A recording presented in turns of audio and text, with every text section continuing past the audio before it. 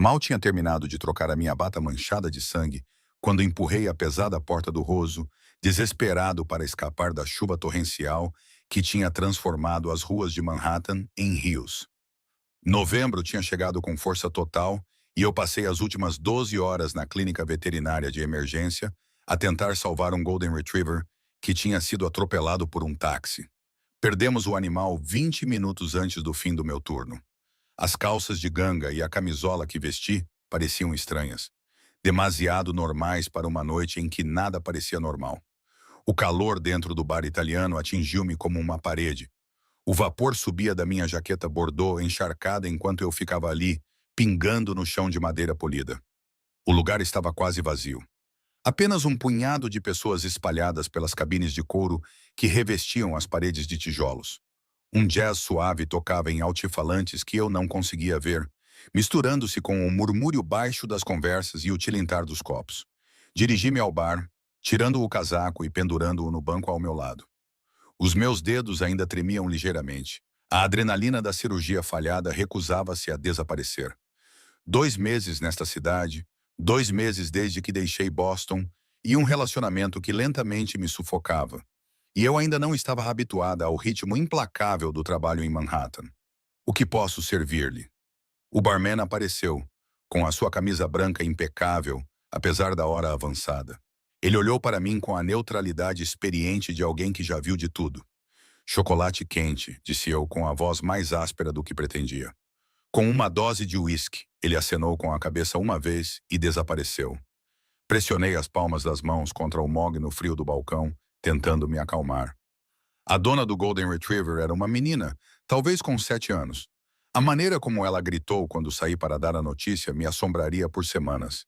Minha mão foi até o pequeno colar de prata no meu pescoço. O minúsculo pingente tinha o formato de metade de um coração. Eu o usava todos os dias há 15 anos.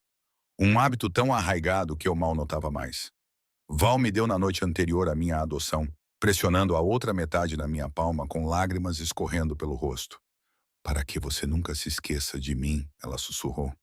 Eu nunca me esqueci, mas a perdi mesmo assim.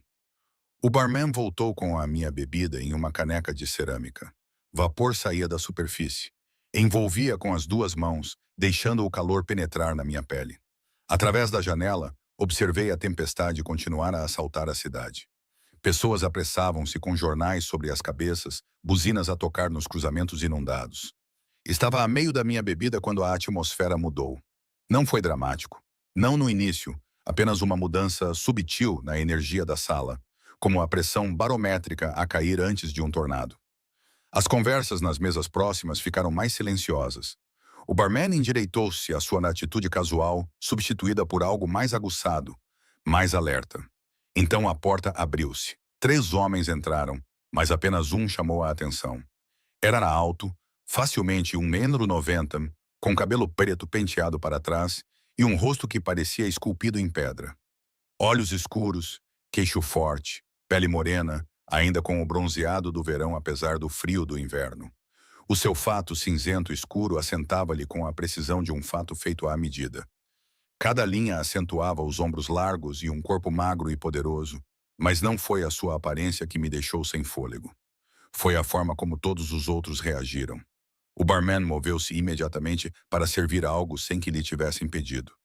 O casal na mesa mais próxima ficou em silêncio a meio de uma conversa. Até o jazz parecia ter ficado mais baixo, embora eu soubesse que isso era impossível. O homem movia-se pelo espaço com absoluta confiança, ladeado pelos seus companheiros. Um deles era alto e corpulento, com o nariz claramente partido mais de uma vez. O outro era mais magro, com olhos frios que varriam a sala em constante avaliação. Eles dirigiam-se para a área privada nos fundos, quando o magro falou, tão baixinho que quase não ouvi. Mas o efeito foi imediato. O homem de fato cinza escuro parou de andar e virou-se, o seu olhar seguindo a direção indicada pelo companheiro. Na minha direção, eu congelei, a caneca a meio caminho dos meus lábios, os olhos dele fixos nos meus, com uma intensidade que parecia física, como se eu estivesse presa por um holofote. Por 3 segundos, talvez 4, nós nos encaramos através do interior escuro do bar. Então o seu olhar baixou, descendo até onde eu tinha puxado as mangas da minha camisola cinza escura até o meu antebraço esquerdo. Ao ver a cicatriz, a sua expressão mudou completamente, como se fosse uma máscara a partir-se. A confiança casual desapareceu, substituída por algo agudo e perigoso. Ele moveu-se antes que eu pudesse processar o que estava a acontecer. Atravessou a distância entre nós com uma velocidade surpreendente. Deixe-me ver o seu braço. A sua voz era profunda, suave, com um leve sotaque italiano nas suas palavras.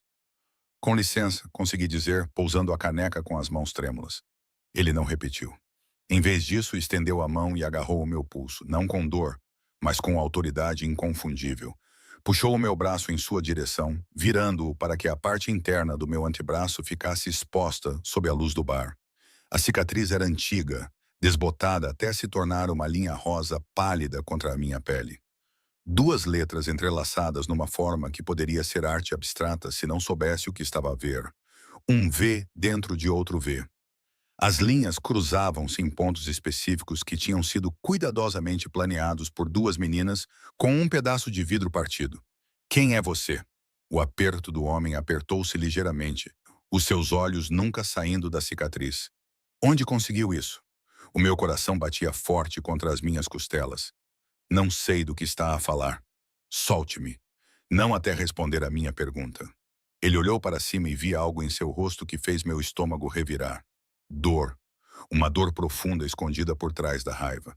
Quem é você? O homem mais corpulento apareceu atrás de mim, bloqueando qualquer rota de fuga. O magro ficou à minha direita com a mão dentro do casaco, sugerindo que tinha uma arma. Os outros clientes de repente encontraram motivos para olhar para outro lugar, fascinados pelas suas bebidas. O meu nome é Emma Collins, disse eu, forçando as palavras a sair da minha garganta apertada. Sou veterinária. Trabalho na Eastside Animal Emergency. Nunca te vi antes na minha vida e não faço ideia por que te importas com uma cicatriz antiga. Quando a fizeste? O seu polegar pressionou a cicatriz, traçando uma das linhas. Há quanto tempo? Há 15 anos, sussurrei. Quando eu tinha 12 anos. Agora, por favor, solte-me. O seu maxilar apertou-se. Venha comigo. O quê? Não. Não vou a lugar nenhum com vocês. Não era um pedido.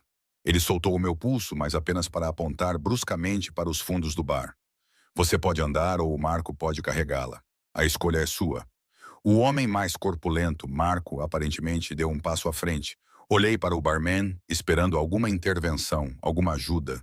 Ele estava a polir cuidadosamente um copo, com os olhos fixos no seu trabalho. Ninguém iria ajudar-me. Eu estava sozinha com esses homens que claramente operavam fora das regras normais. E recusar só iria piorar as coisas. Tudo bem, eu disse, deslizando do banco. As minhas pernas estavam instáveis, a adrenalina inundando o meu sistema pela segunda vez naquela noite. Mas se me magoarem, vou gritar. Ninguém vai magoá-la, Miss Collins. A voz do homem suavizou-se ligeiramente, embora a sua expressão permanecesse impassível. Só quero conversar. Ele conduziu-me até uma porta que eu não tinha reparado antes. Escondida ao lado do bar, ela dava para um corredor estreito que cheirava a madeira envelhecida e colônia cara. Outra porta no final, desta vez de carvalho pesado com uma maçaneta de latão. No interior, havia um escritório que denotava muito dinheiro. Painéis de madeira escura, cadeiras de couro, uma secretária enorme que dominava o espaço. Estantes do chão ao teto revestiam uma parede, cheias de volumes encadernados em couro que pareciam antigos. Um único candeeiro projetava uma luz dourada sobre a superfície da secretária. O homem apontou para uma das cadeiras em frente à secretária. Sente-se. Sentei-me. Marco posicionou-se junto à porta, enquanto o homem magro desaparecia de volta para o bar. O homem de fato cinzento escuro moveu-se para trás da secretária, abrindo uma gaveta. Quando tirou a fotografia, o meu mundo inclinou-se. Era antiga, desbotada nas bordas, mas a imagem era nítida. Uma jovem mulher, talvez com 19 ou 20 anos, a rir de algo fora da câmara. Cabelo escuro a cair sobre um ombro. Olhos castanhos quentes enrugados de alegria. E ali, no seu antebraço esquerdo, claramente visível quando ela estendeu a mão para quem segurava a câmara, estava uma cicatriz idêntica à minha. Não, sussurrei, levando a mão à boca. Não, isso não é possível. Você reconhece-a. Outra afirmação, não uma pergunta. Eu não conseguia falar. A minha garganta fechou-se completamente, lágrimas ardiam nos meus olhos porque eu a reconhecia. Ela estava mais velha nesta foto, crescida e bonita, mas eu reconheceria aquele rosto em qualquer lugar. Eu o memorizei durante 4 anos a partilhar um quarto apertado num orfanato sem recursos, estudando-o no escuro quando pesadelos me acordavam, encontrando segurança na presença dela. Val, finalmente consegui dizer. O apelido saiu do meu peito. É Valentina. O homem sentou-se lentamente na cadeira, os olhos nunca saindo do meu rosto. Como conhece esse nome? Ela era minha amiga. As palavras saíram agora, inexoráveis. Minha melhor amiga. Estávamos juntas em Santa Agnes, o orfanato em Chicago. Desde os 8 anos até ser adotada aos 12, partilhávamos tudo. Éramos como irmãs. Fale-me sobre a cicatriz. Olhei para o meu braço, para a marca que carregava a metade da minha vida. Nós as fizemos na noite anterior à minha partida. Sabíamos que eu seria adotada na manhã seguinte. E a Val não queria que nos esquecêssemos uma da outra. Ela disse que precisávamos de algo permanente, algo que nos ligasse para sempre. A memória invadiu-me com dolorosa clareza. O rosto da Val na luz fraca da casa de banho do dormitório, lágrimas a escorrerem enquanto segurava o pedaço de vidro partido de um espelho estilhaçado, as mãos a tremerem enquanto fazia o primeiro corte no seu próprio braço. Depois no meu. Ambas a morder toalhas enroladas para abafar os nossos gritos. Misturamos o nosso sangue, continuei, com as minhas próprias lágrimas a cair agora. Ela disse que isso significava que sempre faríamos parte uma da outra, não importava a distância que nos separasse. O V significava Valentina, mas também para sempre. Prometemos que nos encontraríamos novamente quando crescermos. O rosto do homem empalideceu sob o bronzeado. Ele inclinou-se para a frente, apoiando os antebraços na secretária. Do que mais te lembras? De tudo, respondi simplesmente. O cheiro do dormitório a radiadores velhos e pinheiros. Como roubávamos comida da cozinha depois de apagar as luzes e a partilhávamos debaixo dos cobertores. O diretor, o Sr. Pellegrini, com os seus olhos frios e mãos ainda mais frias. A forma como as crianças desapareciam às vezes, adotadas, diziam eles, mas nunca mais as vimos. A Val costumava contar-me histórias à noite sobre as vidas que teríamos quando fugíssemos. Ela queria ser professora. Eu queria trabalhar com animais. Limpei o rosto com as costas da mão. Depois de ser adotado, tentei encontrá-la. Durante anos, tentei, mas o orfanato tinha ardido e todos os registros tinham desaparecido. Era como se ela nunca tivesse existido. Como se aqueles 4 anos fossem apenas um sonho. Ela existiu. A voz do homem estava agora áspera, rouca. Ela era minha esposa. A palavra atingiu-me como um soco.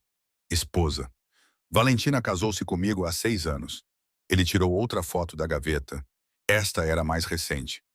A mesma mulher, agora mais velha, ao lado do homem que estava sentado na minha frente. Ela usava um vestido branco. Ele usava um smoking. E eles estavam claramente num casamento. Ela nunca falou de ti. Nunca disse nada sobre Santa Agnes, sobre ter uma amiga com uma cicatriz igual, sobre nada disso. O meu coração partiu-se. Ela esqueceu-se de mim. Ou tinha as suas razões para ficar em silêncio. Os dedos dele traçaram a borda da foto do casamento. A Valentina foi assassinada há 3 anos. Oficialmente foi um assalto aleatório. Extraoficialmente, passei todos os dias desde então a tentar descobrir quem realmente a matou e por quê. A sala girou. Assassinada. Ela estava a investigar algo quando morreu. Algo perigoso. Nunca soube o quê. Nunca entendi por que ela estava tão reservada nos meses anteriores. Ele olhou para mim e vi a dor gravada em cada linha do seu rosto. Mas agora você entra no meu bar com essa cicatriz e, de repente, fico a pensar se a resposta sempre esteve no passado dela. Não sei de nada, protestei.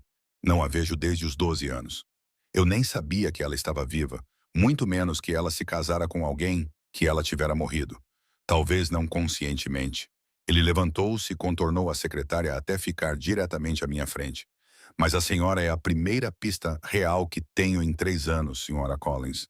O que significa que não vai sair da minha vista até eu saber tudo o que há para saber sobre Santa Agnes, sobre Valentina e sobre por que ela manteve a senhora em segredo. Não pode simplesmente manter-me aqui. Eu sou o dono deste bar. Sou dono do prédio onde ele fica. Sou dono de metade deste bairro.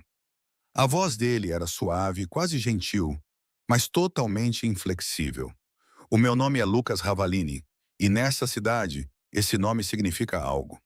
Então, sim, Sra. Collins, eu posso mantê-la aqui até obter as respostas de que preciso. A questão é se você vai cooperar ou dificultar as coisas. Levantei-me para enfrentá-lo, a raiva cortando meu medo e minha dor. Val era minha amiga. Se alguém a matou, quero saber quem e por quê, tanto quanto você. Então não me ameace como se eu fosse sua inimiga.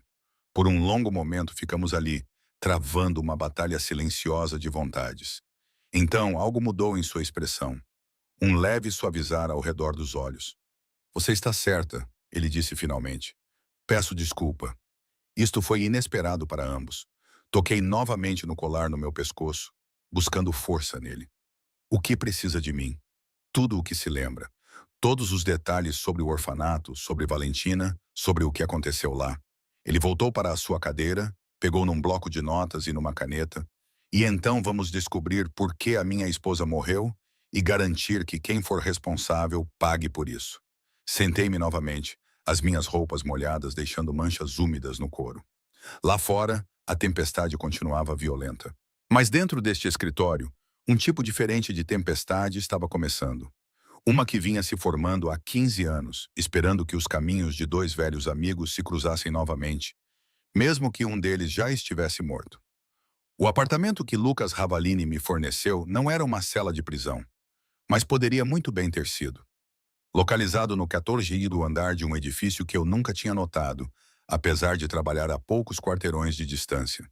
Tinha janelas do chão ao teto com vista para o East River, pisos de madeira que brilhavam sob a iluminação embutida e móveis que gritavam dinheiro e tons suaves e discretos. Uma cama king size dominava o quarto, com lençóis brancos tão impecáveis que pareciam quase hostis. A cozinha estava abastecida com comida que eu não tinha escolhido. A casa de banho estava cheia de produtos de higiene pessoal ainda nas embalagens. O que não havia era liberdade. Eu estava ali há 3 dias e Marco, o guarda-costas, ficava do lado de fora da minha porta como uma estátua feita de músculos e silêncio. Quando tentei sair naquela primeira manhã, ele simplesmente se colocou na minha frente. Sua expressão era de desculpas, mas imutável. Ordens do Sr. Ravalini. Senhorita Collins, você fica aqui até que ele verifique a sua história. Então eu fiquei. Que escolha eu tinha? Ligar para a polícia e dizer o que exatamente? Que um homem poderoso estava me mantendo em um apartamento de luxo enquanto investigava o assassinato de sua esposa. Eles ririam de mim na delegacia, supondo que acreditassem em mim. Lucas Ravalini claramente tinha influência nesta cidade. Conexões que iam mais fundo do que eu queria imaginar. O meu telemóvel era a minha única ligação com o mundo exterior, e eu o usei constantemente nos 2 primeiros dias. Liguei para a minha supervisora na clínica e inventei uma história sobre uma emergência familiar em Boston. Ela foi compreensiva e me disse para tirar o tempo que eu precisasse. O alívio na voz dela sugeria que ela achava que eu precisava de dias de descanso mental depois de perder o Golden Retriever. E eu não corrigi a suposição dela. Também percorri todos os resultados de pesquisa que consegui encontrar sobre Valentina Ravalini. Os artigos de há 3 anos eram escassos, mas consistentes. Esposa do proeminente empresário Lucas Ravalini, encontrada morta num aparente assalto. Tragédia atinge casal poderoso de Manhattan. Polícia procura testemunhas em roubo fatal. As fotos mostravam-na em eventos de caridade, sempre elegante em roupas de grife, o cabelo escuro perfeitamente penteado, o sorriso caloroso, mas de alguma forma distante. Estudei cada imagem obsessivamente, tentando conciliar essa mulher sofisticada com a menina assustada, que dividia a minha cama estreita durante tempestades, que roubava pão extra da cozinha para garantir que eu comesse.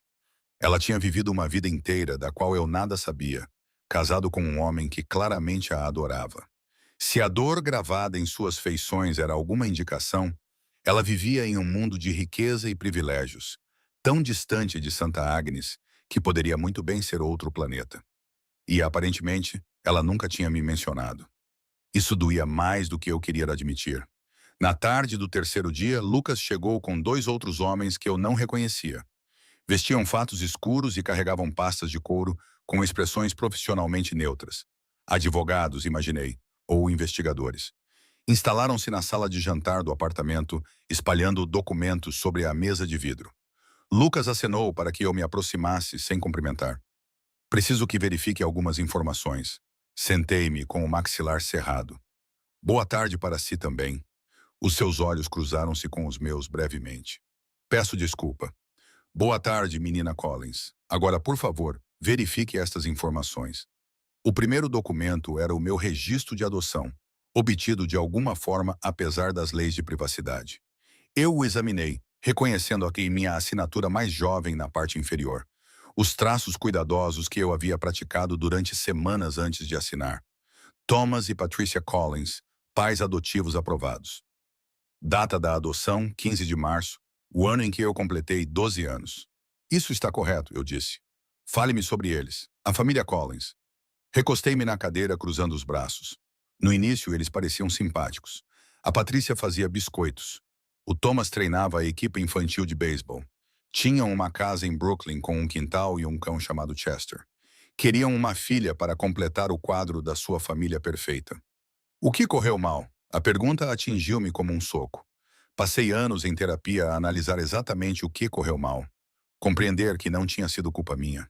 Que eu tinha sido uma criança traumatizada com problemas comportamentais decorrentes da institucionalização. Compreender não diminuía a dor. Eu tinha pesadelos, disse baixinho. Pesadelos com gritos que acordavam toda a mano. Eu acumulava comida no meu quarto porque tinha pavor de que não houvesse o suficiente. Não suportava ser tocada sem aviso prévio, o que fazia a Patrícia chorar porque ela queria ser uma mãe carinhosa. Eu brigava na escola quando as crianças zombavam das minhas roupas de segunda mão. A expressão de Lucas não mudou, mas algo em sua postura suavizou-se um pouco. Depois de 2 anos, eles me sentaram e explicaram com muita calma que tinham cometido um erro, que não estavam preparados para lidar com uma criança com o meu nível de necessidade, que seria melhor para todos se eu voltasse para o cuidado do Estado. Eu puxei um fio solto da minha manga. Provavelmente tinham razão. Eu era infeliz ali, tentando ser alguém que não era, mas mesmo assim senti-me como se tivesse sido abandonada 2 vezes. Um dos investigadores tomou nota. Lucas não se mexeu. Para onde foi depois? Voltei para o sistema, principalmente para lares adotivos. Alguns eram bons, outros eram terríveis. Todos eram temporários. Aprendi a manter a cabeça baixa, a não me apegar. No meu aniversário de 18 anos, saí do sistema com exatamente $300. Um saco de lixo com os meus pertences e um assistente social que me ajudou a candidatar-me a bolsas de estudo para a faculdade. Escolheu medicina veterinária. Os animais não mentem, respondi simplesmente.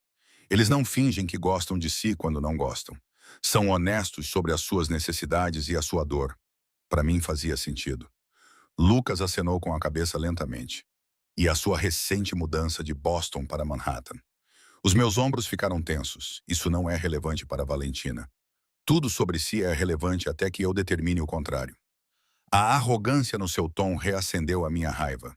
Eu fui embora porque o meu ex-namorado estava a sufocar-me. Ele queria saber onde eu estava a cada minuto, com quem eu falava, em que eu gastava o meu dinheiro. Ele nunca me bateu, se é isso que você está perguntando. Mas ele não precisava. O controle era violência suficiente. Algo sombrio cruzou o rosto de Lucas. O nome dele? Por quê? Você está planejando quebrar os joelhos dele? Tentei soar sarcástica, mas, dado o que eu havia aprendido sobre Lucas Ravalini nas minhas pesquisas profundas na internet, eu não estava totalmente brincando, apenas curiosa. O tom dele sugeria o contrário. Passamos as 2 horas seguintes a rever todos os detalhes de que me lembrava sobre Santa Agnes. Os investigadores tomaram notas meticulosas enquanto eu descrevia a disposição do edifício. Uma casa vitoriana convertida que cheirava sempre a couve cozida e produto de limpeza industrial. Os quartos partilhados com beliches alinhados em estilo militar. Colchões finos e cobertores ainda mais finos. O refeitório onde comíamos em turnos. As crianças mais velhas serviam as mais novas sob o olhar atento de funcionários que pareciam perpetuamente exaustos. Descrevi o Sr. Pellegrini, o diretor. A sua estrutura alta, sempre vestida com fatos baratos que ficavam ligeiramente mal. O seu escritório que cheirava a café e a algo químico que nunca conseguia identificar. A forma como chamava certas crianças para entrevistas e elas saíam pálidas e abaladas, mas ninguém nunca explicava por quê. Algumas crianças simplesmente desapareciam, disse-lhes, tocando no colar no meu pescoço sem pensar. Íamos para a cama com elas no beliche ao lado, e pela manhã elas tinham desaparecido. A equipa dizia que elas tinham sido adotadas, que as famílias tinham vindo buscá-las. Mas isso sempre acontecia muito rápido. Sem despedidas, sem aviso. Isso aconteceu com crianças de quem você era próximo? Um dos investigadores perguntou. Algumas. Sara, que tinha 7 anos e falava com um ceceio. Marcos, que tinha 14 anos e me ensinou a arrombar fechaduras no armário de suprimentos, ambos simplesmente desapareceram da noite para o dia. Val costumava dizer que eles tinham sorte por terem encontrado famílias, mas ela nunca parecia convencida. A caneta de Lucas parou de se mover. Valentina alguma vez mencionou ter irmãos, familiares dos quais ela tinha sido separada. Abanei a cabeça. Ela disse que não se lembrava de nada antes do orfanato. Ela foi colocada lá aos 3 anos, ela achava, mas não tinha certeza. As memórias eram muito vagas. Ela alguma vez pareceu estar à procura de alguém, tentando descobrir sobre o seu passado. Não que eu soubesse, ela estava mais focada no futuro. Ela queria ser professora, trabalhar com crianças pequenas. Ela era boa nisso também. Sempre ajudava as crianças mais novas com os trabalhos de casa. Lia para elas antes de dormir. A minha garganta apertou. Ela teria sido incrível nisso. A sala ficou em silêncio, exceto pelo barulho das canetas no papel. Pelas janelas, as luzes noturnas de Manhattan começavam a brilhar. A cidade transformava-se em algo mágico, apesar de toda a sua dureza e escuridão. Finalmente, Lucas levantou-se. Obrigado pela sua cooperação, menina Collins. As informações que nos forneceu foram úteis. Então, posso ir agora. Pode voltar para o seu apartamento e para o seu trabalho, mas terá proteção. Proteção ou vigilância? Ambos. Ele acenou para um dos investigadores. Este é o Joseph. Ele será o seu principal acompanhante, juntamente com uma equipa rotativa. Eles irão acompanhá-la ao trabalho, ao supermercado, a qualquer lugar que for. Não preciso de uma babá. Precisa, se quiser continuar viva. A voz de Lucas voltou a ficar fria. Valentina morreu a investigar algo relacionado com aquele orfanato. Agora apareces com provas que te ligam ao passado dela, a um lugar que ela nunca mencionou existir. Quem a matou pode decidir que és uma ponta solta. A implicação caiu sobre mim como água gelada. Eu estava tão concentrada no mistério, no choque de encontrar Val novamente, apenas para descobrir que ela estava morta, que não tinha considerado que poderia estar em perigo real. Eu não sabia de nada, protestei. Não a vejo há 15 anos. Como eu poderia ser uma ameaça? Tu sabes sobre Santa Agnes. Lembras-te de Pellegrini. Podes identificar o prédio, os funcionários, as outras crianças. Lucas moveu-se para ficar bem na minha frente. Tu és testemunha do que quer que estivesse a acontecer lá, mesmo que ainda não percebas isso. As minhas mãos começaram a tremer. Juntei-as no meu colo, recusando-me a mostrar mais fraqueza do que já tinha mostrado. Então ajude-me a lembrar. Conte-me o que sabe sobre a investigação da Valentina. É exatamente isso que pretendo fazer. Ele pegou no telemóvel e digitou algo rapidamente. Amanhã vou mostrar-lhe no que ela estava a trabalhar antes de morrer. Esta noite o Joseph vai levá-lo a casa para recolher o que precisar. Depois, traz-lo-á de volta aqui. Este apartamento é seguro, o teu prédio não é. Queres que eu me mude para cá? Temporariamente. Até sabermos mais sobre o nível de ameaça. Olhei ao redor do espaço imaculado que não parecia nada com um lar. Então pensei no meu pequeno estúdio em Hell's Kitchen, o bairro suspeito que eu escolhi porque era o que eu podia pagar. O prédio com fechaduras que mal funcionavam e vizinhos que eu não conhecia. Tudo bem, eu disse finalmente, mas preciso ir trabalhar amanhã. Tenho pacientes que dependem de mim. Animais em recuperação que precisam de cuidados constantes. Lucas acenou com a cabeça. O Joseph vai coordenar com a sua agenda. Mas, Sra. Collins, quero deixar uma coisa bem clara. Encarei o seu olhar, preparando-me. Até descobrirmos quem matou a Valentina e por quê, A sua vida não é inteiramente sua. Está ligada a esta investigação, quer queira, quer não.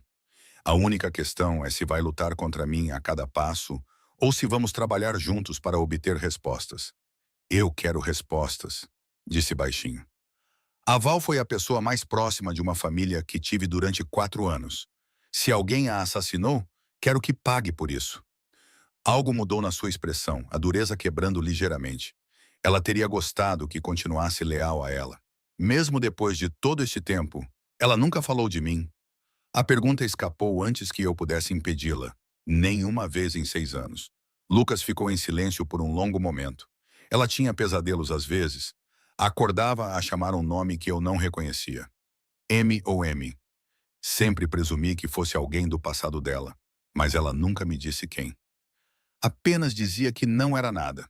Volta e dormir. A minha visão ficou embaçada com lágrimas repentinas. M, era assim que ela me chamava. O meu nome completo era formal demais para a língua de uma menina.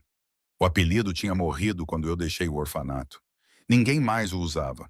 Ela tinha se lembrado de tudo, de construir uma nova vida e casar com um homem que claramente a amava, de se tornar alguém que eu não reconheceria na rua. Ela tinha se lembrado. Por que é que ela não te contou sobre mim? Sussurrei. Não sei. A voz de Lucas suavizou-se, mas pretendo descobrir. Joseph deu um passo à frente com uma expressão profissional, mas não hostil. Menina Collins, quando estiver pronta, podemos ir buscar as suas coisas. Acenei com a cabeça, sem confiar em mim mesma para falar. Enquanto reunia os poucos itens que tinha trazido para esta gaiola dourada, a minha mente girava com perguntas que não tinham respostas.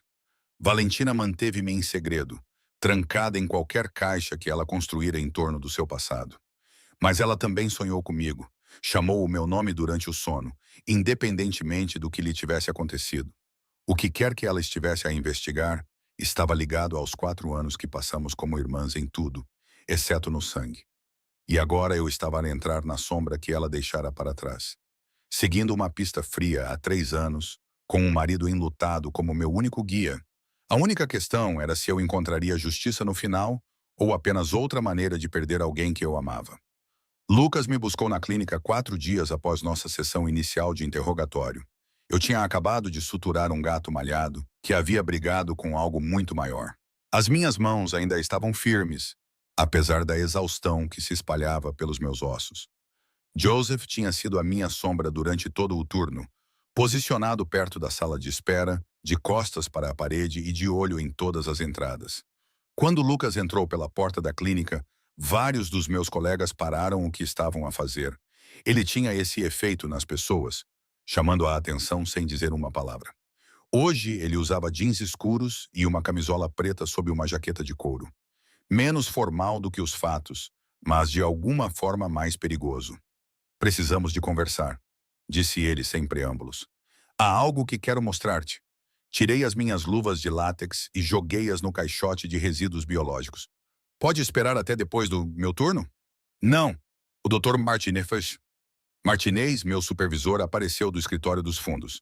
Emma, se precisas de ir, tudo bem. Estamos cobertos pelo resto do dia. A maneira como ela olhou para Lucas, com uma mistura de cansaço e respeito, me disse que ela tinha percebido que ele não era apenas um namorado a buscar-me no trabalho. Graças a Deus ela não fez perguntas. O carro que esperava lá fora era diferente do sedã elegante que normalmente me transportava.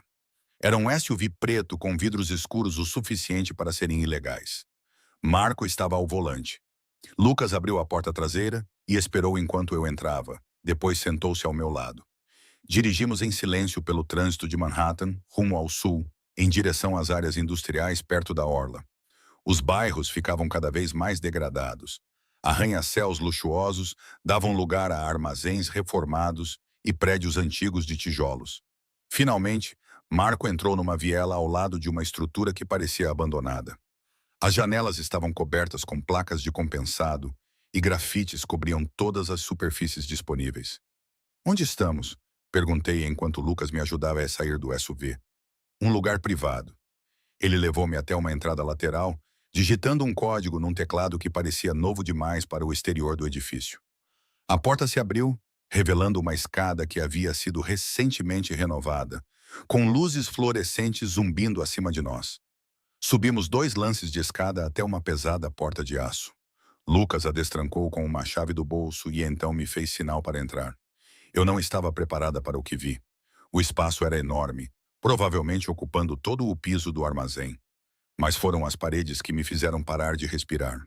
Todas as superfícies disponíveis estavam cobertas de papéis, fotografias, mapas, documentos, ligados por fios coloridos e padrões que pareceriam loucura para quem não entendesse de painéis de investigação. No centro de tudo estava o rosto de Valentina. Dezenas de fotos dela, talvez centenas, em eventos de caridade, saindo de restaurantes, fazendo compras, rindo com amigos. Fotos espontâneas que sugeriam vigilância em vez de redes sociais. E fotos da cena do crime também. Embora Lucas as tivesse colocado mais atrás, menos visíveis, mas ainda assim presentes.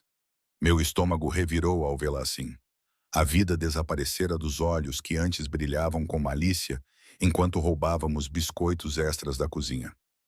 É isso que tenho feito nos últimos 3 anos, disse Lucas baixinho, ao meu lado. Cada momento em que estou acordado, não estou a lidar com obrigações profissionais. Estou aqui a tentar entender o que aconteceu com ela. Aproximei-me da seção mais próxima da parede. Estava organizada por linha do tempo, começando 6 meses antes da morte de Valentina.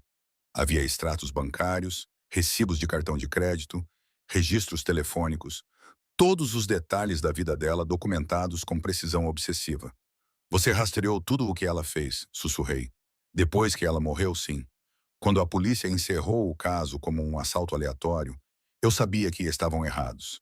A Valentina era cuidadosa, atenta ao que se passava à sua volta.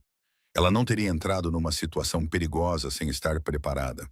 A sua voz carregava o peso de noites sem dormir intermináveis. Então, comecei a investigar. Descobri coisas que ela tinha pesquisado em segredo, lugares que ela tinha visitado sem me contar, pessoas com quem ela tinha contactado. Ele apontou para uma secção focada em registros financeiros. Foi isso que me levou à verdade.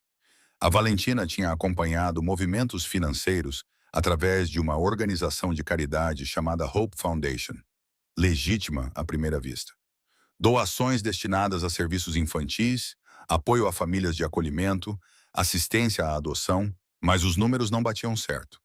Estudei os documentos, vendo secções destacadas, notas manuscritas nas margens. Como assim? O dinheiro que entrava correspondia às doações declaradas, mas o dinheiro que saía para os serviços reais era apenas cerca de 30%.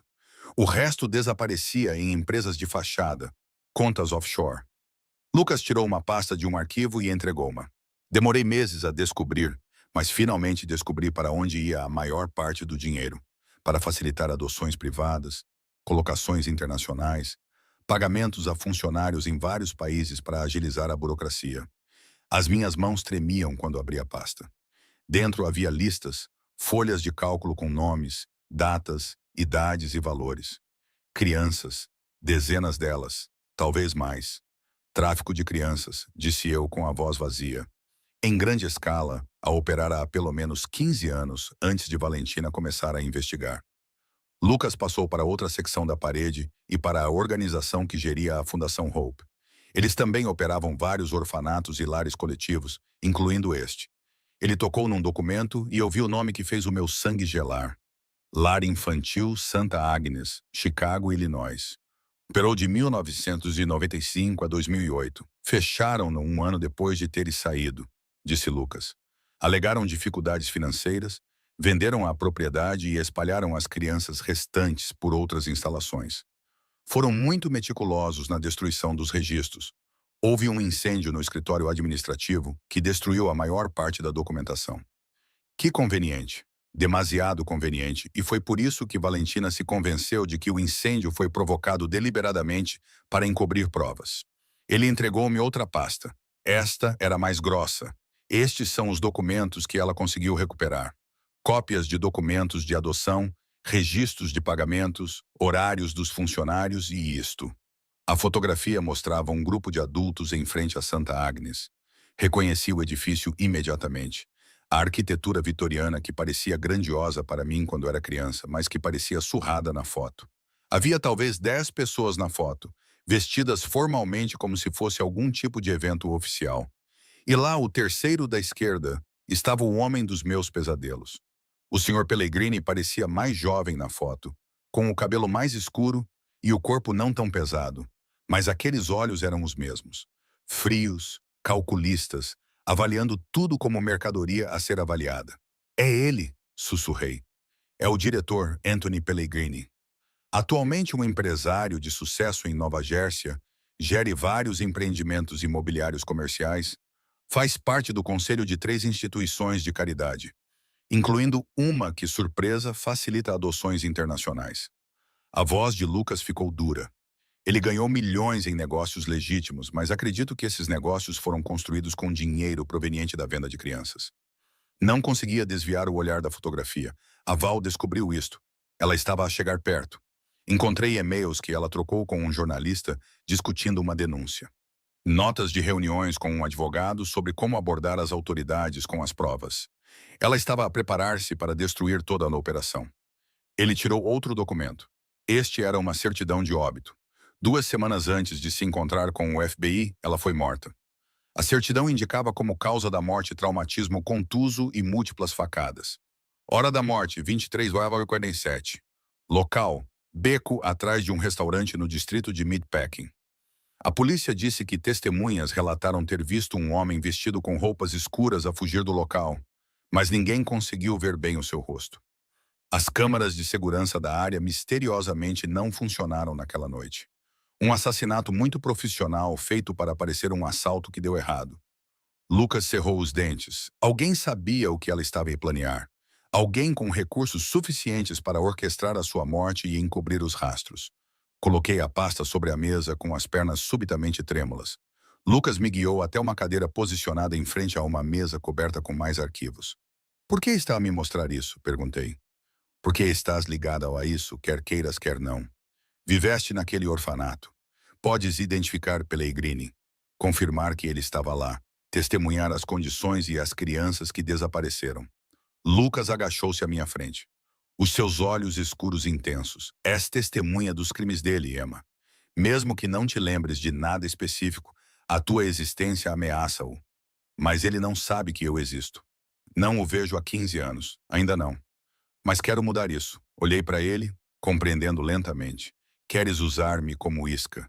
Quero usar-te como vantagem. Há um baile de caridade daqui a 3 dias.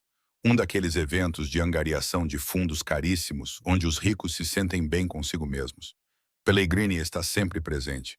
Faz alarde da sua natureza filantrópica. Já consegui convites para nós." Lucas levantou, sentou-se, pegou no telemóvel e mostrou-me os detalhes do evento. "Vens comigo. Usa algo que mostre o teu braço. Deixa-o ver a cicatriz. E depois? Depois, o performance. Depois observamos como ele reage. Se ele reconhecer o símbolo de Santa Agnes, se mostrar qualquer sinal de preocupação ou reconhecimento, saberemos que ele se lembra. Saberemos que ele está vulnerável." Lucas guardou o telemóvel no bolso. Valentina estava a trabalhar sozinha, tentando proteger todos à sua volta, mantendo-os no escuro. "Não vou cometer esse erro. Trabalhamos juntos nisto ou não trabalhamos em nada?" Pensei em Val. Como ela manteve esta investigação em segredo, mesmo do homem com quem se casou? Como carregou este fardo sozinha até que isso a matou? A raiva que fervilhava desde que soube da sua morte intensificou-se. "Eu faço isso", disse eu. "Mas quero deixar uma coisa bem clara. Não estou a fazer isto apenas por ti ou por uma justiça abstrata. Estou a fazer isto pela Val, pela menina que me deu metade do seu coração e me fez prometer que nunca a esqueceria. E por todas as crianças que desapareceram daquele lugar enquanto estávamos com medo demais para fazer perguntas." Algo parecido com respeito passou pelo rosto de Lucas. "Justo." Os 3 dias seguintes passaram num borrão de preparativos. Lucas mandou entregar um vestido no apartamento. Seda verde esmeralda, que caía elegantemente e deixava os meus braços completamente nus. Quando o experimentei, a cicatriz destacava-se claramente na minha pele, impossível de ignorar sob a iluminação adequada. Na noite do baile, Marco levou-nos a um salão de baile de um hotel no centro da cidade. Candelabros de cristal lançavam uma luz dourada sobre as mesas cobertas com toalhas de linho branco. Arranjos florais, que provavelmente custaram mais do que o meu aluguer mensal, estavam posicionados como centros de mesa. As mulheres usavam vestidos de grife, os homens usavam smokings, e todos se comportavam com a confiança casual de pessoas que nunca se preocuparam com dinheiro. Lucas estava deslumbrante em um smoking preto. Seu cabelo escuro estava perfeitamente penteado, sua mão era quente na minha cintura, enquanto ele me guiava pela multidão. Chamávamos a atenção. Os olhos das pessoas nos seguiam com curiosidade. Ouvi sussurros, captei fragmentos de conversas. É o Ravelini? Pensei que ele tivesse parado de vir a esses eventos depois que a esposa morreu. Quem é a mulher? Nunca a vi antes. Vestido lindo. Valentino, você acha? Mantive a cabeça erguida, concentrando-me no papel que Lucas me ensinou a desempenhar. Confiante, elegante, à vontade neste mundo, mesmo me sentindo uma impostora. Os meus dedos encontraram o pequeno colar no meu pescoço. O pingente de val escondido debaixo do vestido, um talismã para dar coragem. Demorei 20 minutos até avistar Pellegrini. Ele estava perto do bar, a conversar com um grupo de homens em fatos caros. Tinha envelhecido consideravelmente desde a fotografia, o cabelo agora completamente grisalho, o corpo mais pesado. Mas os olhos eram os mesmos, e quando os vi, o medo da minha infância voltou com tanta força que quase tropecei. Lucas observou-me imediatamente. É ele? Sim, consegui responder. Então vamos chamar a atenção dele. Circulamos pela sala, Lucas apresentando-me a várias pessoas cujos nomes eu esqueci imediatamente. Ele posicionou-nos estrategicamente, aproximando-nos gradualmente de onde Pellegrini estava. Finalmente estávamos perto o suficiente para que eu pudesse ouvir a voz do homem, suave e culta, discutindo algo sobre desenvolvimento comercial. Então, Lucas manobrou-nos diretamente para a linha de visão de Pellegrini. Levantei a taça de champanhe aos lábios, num movimento deliberado, com o braço esquerdo totalmente estendido e a cicatriz exposta. Vi o momento exato em que o olhar de Pellegrini pousou nela. O seu rosto ficou completamente imóvel. O champanhe na sua taça balançou ligeiramente quando a sua mão tremeu. Ele disse algo aos seus companheiros, desculpando-se no meio da conversa, e começou a caminhar na nossa direção. O meu coração batia forte contra as minhas costelas. A mão de Lucas encontrou a parte inferior das minhas costas novamente, acalmando-me. Com licença, disse Pellegrini, sua voz carregando aquela falsa cordialidade que eu lembrava muito bem. Desculpe interromper, mas já nos conhecemos antes? Você me parece extremamente familiar. Virei-me para encará-lo completamente, deixando-o ver meu rosto claramente sob a luz do lustre. Acho que não. Sou Emma Collins. Emma Collins, repetiu ele lentamente, sem tirar os olhos da minha cicatriz. Esse nome não me diz nada, mas poderia jurar que já a vi em algum lugar. Já trabalhou com serviços infantis, talvez em organizações de caridade? Não profissionalmente, mas passei um tempo no sistema de acolhimento quando era criança. Mantive a voz leve, casual, principalmente na área de Chicago. Um lugar chamado Santa Agnes. Talvez já tenha ouvido falar. O efeito foi instantâneo. O pouco de cor que restava no seu rosto desapareceu completamente. A sua taça de champanhe quase escorregou dos seus dedos antes que ele se recuperasse. Aquela máscara profissional voltou ao lugar.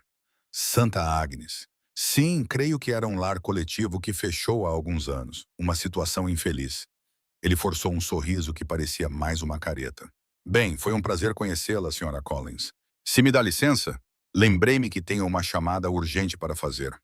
Ele virou-se e afastou-se com velocidade controlada. Não estava propriamente a correr, mas quase. Lucas observou-o partir com interesse predatório. Isso foi mais do que reconhecimento, murmurou ele ao meu ouvido. Isso foi medo. Em poucos minutos, Pellegrini tinha abandonado completamente o baile. Lucas fez um gesto sutil e vi Joseph sair atrás dele, junto com outro homem que reconheci da equipa de segurança de Lucas. Eles vão segui-lo, disse Lucas baixinho. Ver para onde ele vai e com quem ele entra em contato. O medo torna as pessoas descuidadas. Ficamos na gala por mais uma hora, mantendo as aparências. Mas a minha mente estava a mil, repetindo a reação de Pellegrini várias vezes. A forma como as suas mãos tremiam, o pânico mal dissimulado nos seus olhos. Ele lembrou-se. Ele sabia exatamente o que aquela cicatriz significava, o que representava.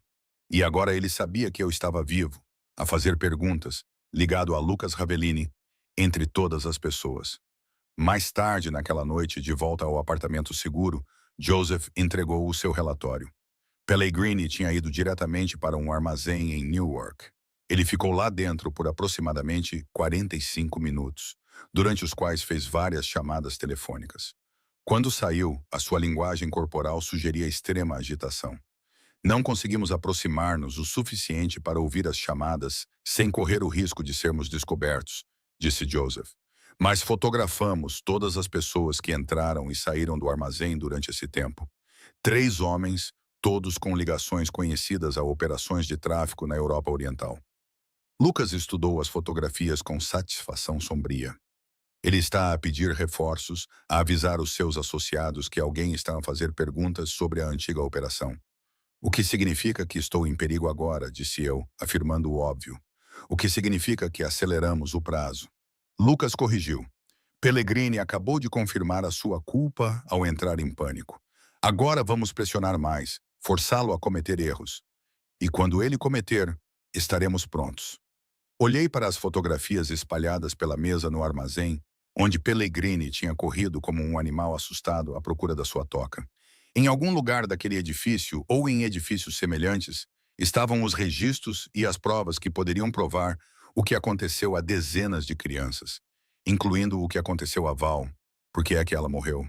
Qual é o próximo passo? Perguntei. A expressão de Lucas era fria e calculista. Vamos assustá-lo ainda mais. E veremos o que sai da toca quando um homem como Anthony Pellegrini começa a entrar em pânico. Toquei o colar de Val através do meu vestido, tirando força do pequeno pedaço de prata que me ligava a ela. Ela tinha começado esta investigação sozinha, motivada pela necessidade de encontrar a sua irmã perdida e proteger outras crianças do mesmo destino. Agora eu continuaria, não sozinha desta vez, mas com Lucas e os seus recursos, a sua determinação, a sua própria necessidade de justiça. O jogo tinha começado a sério e agora não havia mais volta. O turno da noite no East Side Animal Emergency era geralmente tranquilo. Apenas eu e Dr. Patel lidando com emergências ocasionais que não podiam esperar até de manhã. Joseph estava no seu posto habitual, perto da recepção, fingindo ler uma revista enquanto, na verdade, examinava cada pessoa que entrava pela porta. Eu tinha me habituado à sua presença durante a semana anterior. Da mesma forma que as sombras se tinham tornado parte da minha existência diária. Eu estava a terminar a papelada de um gato com insuficiência renal quando a campainha acima da porta tocou. Um homem entrou carregando um cão de tamanho médio enrolado num cobertor. O seu rosto estava contorcido com preocupação evidente. Por favor, tente ajudá-lo, disse o homem, com um sotaque forte. Talvez da Europa de Leste. Ele foi atropelado por um carro. Está a sangrar. O Dr. Patel estava a operar outro caso. Contornei imediatamente o balcão. A minha formação superou tudo o resto. Leve-o para a sala de exames 2. Deixe-me ver. Joseph mudou de posição, com a mão a mover-se dentro do casaco, mas o homem parecia genuinamente perturbado. O cão choramingou de forma convincente quando entramos na sala de exames. Apontei para a mesa e coloquei-o gentilmente no chão. Qual é o nome dele? Bruno. O homem colocou o cão na mesa de exame, o cobertor caindo para revelar um pastor alemão mestiço com o que parecia ser uma escoriação ao longo do lado. Calcei luvas de látex, aproximando-me com cuidado. Os olhos do cão estavam alertas, observando-me, e algo na situação parecia errado. Cães em verdadeiro sofrimento não acompanham movimentos tão claramente, mas as minhas mãos já estavam a alcançá-lo, verificando as gengivas, procurando ossos quebrados. Foi quando a porta se abriu atrás de mim. Mais 2 homens entraram a correr, e vi as armas antes que o meu cérebro pudesse processar o que estava a acontecer. O primeiro homem agarrou o meu braço, puxando-me para trás, a sua mão deixando uma marca. Abri a boca para gritar, e ele tapou-a com a outra mão. Silêncio, sussurrou ele. Venha conosco. Sem problemas. A porta da sala de exames explodiu para dentro. Joseph entrou como uma força da natureza, com a sua própria arma em punho. Ele disparou 2 vezes, o som ensurdecedor no pequeno espaço.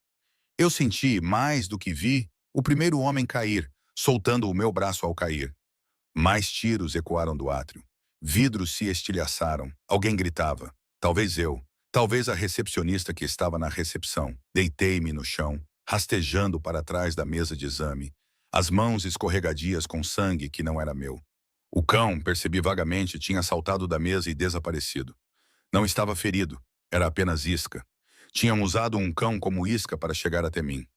Mais homens entraram pela porta da clínica.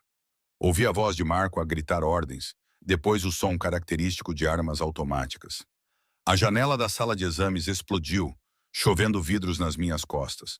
Enrolei-me numa bola, tornando-me o mais pequena possível, encostada à base dos armários onde guardava os materiais cirúrgicos.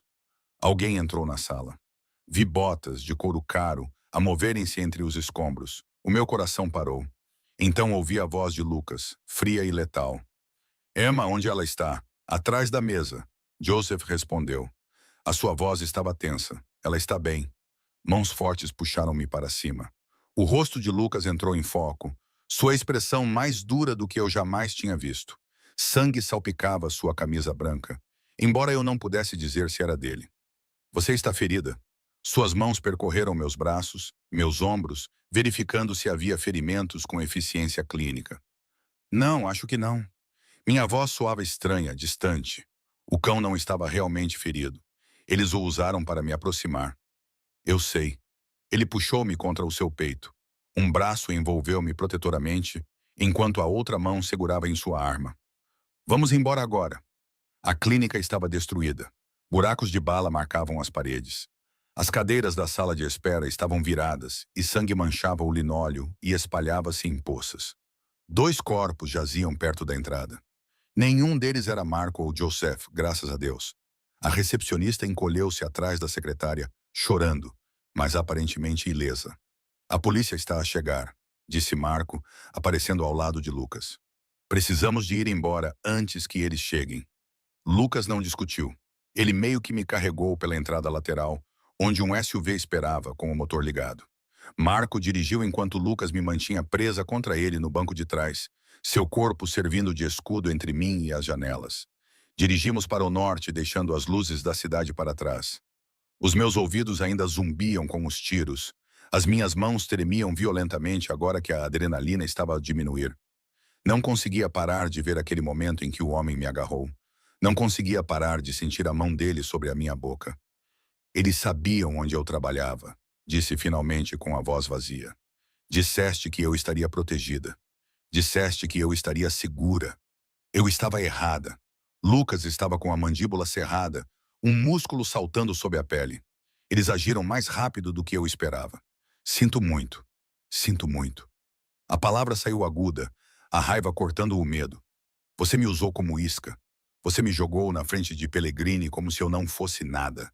E agora pessoas estão mortas. Aquela clínica, aqueles animais. O Dr. Patel estava em cirurgia quando isso aconteceu.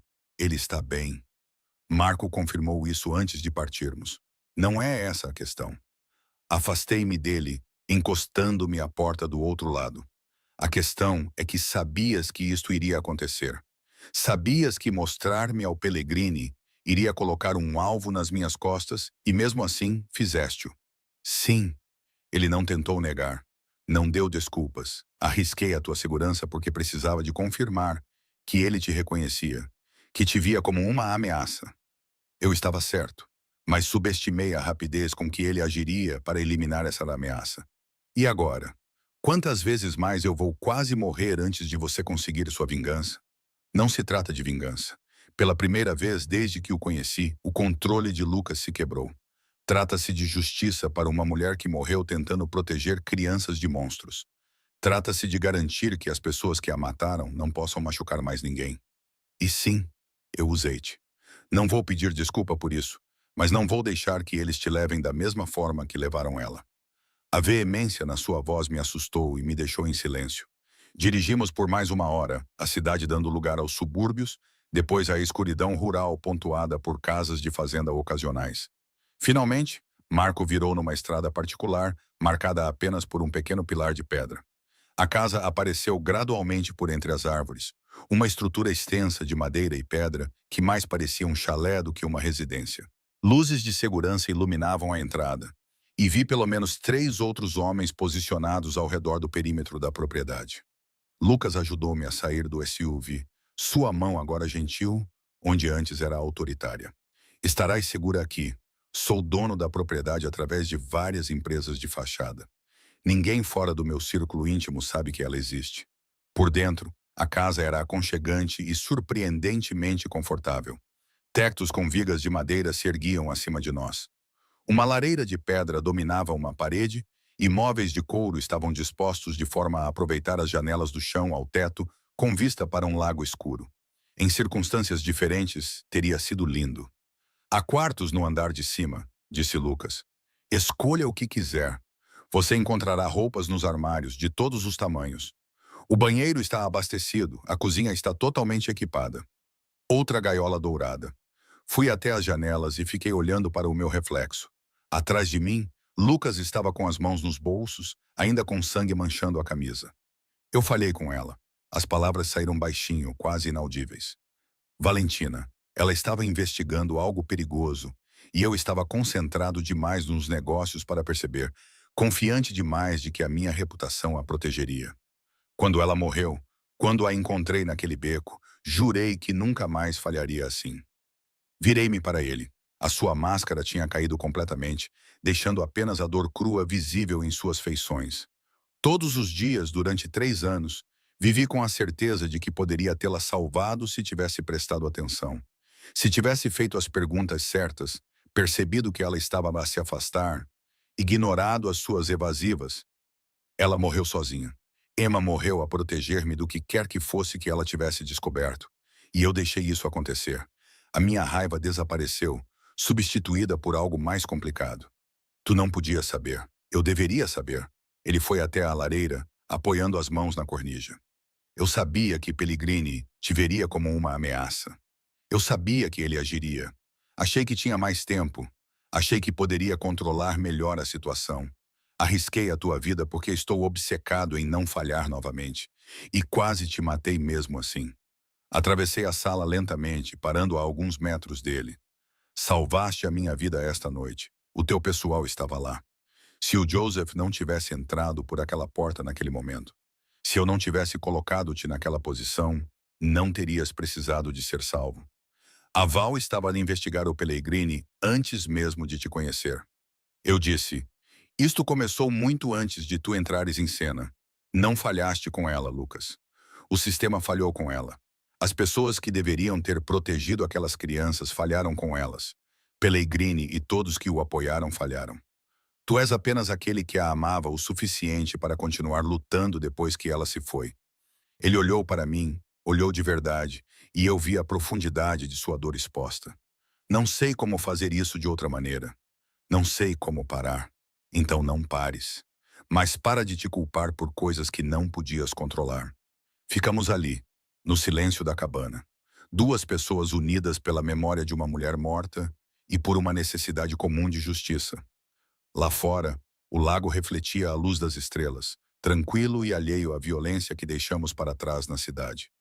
Nos dias seguintes, desenvolveu-se uma estranha domesticidade. Lucas trabalhava na cabana, atendendo chamadas no escritório, coordenando os seus vários interesses comerciais à distância. Descobri cavalos no estábulo atrás da casa, 3 deles claramente bem cuidados.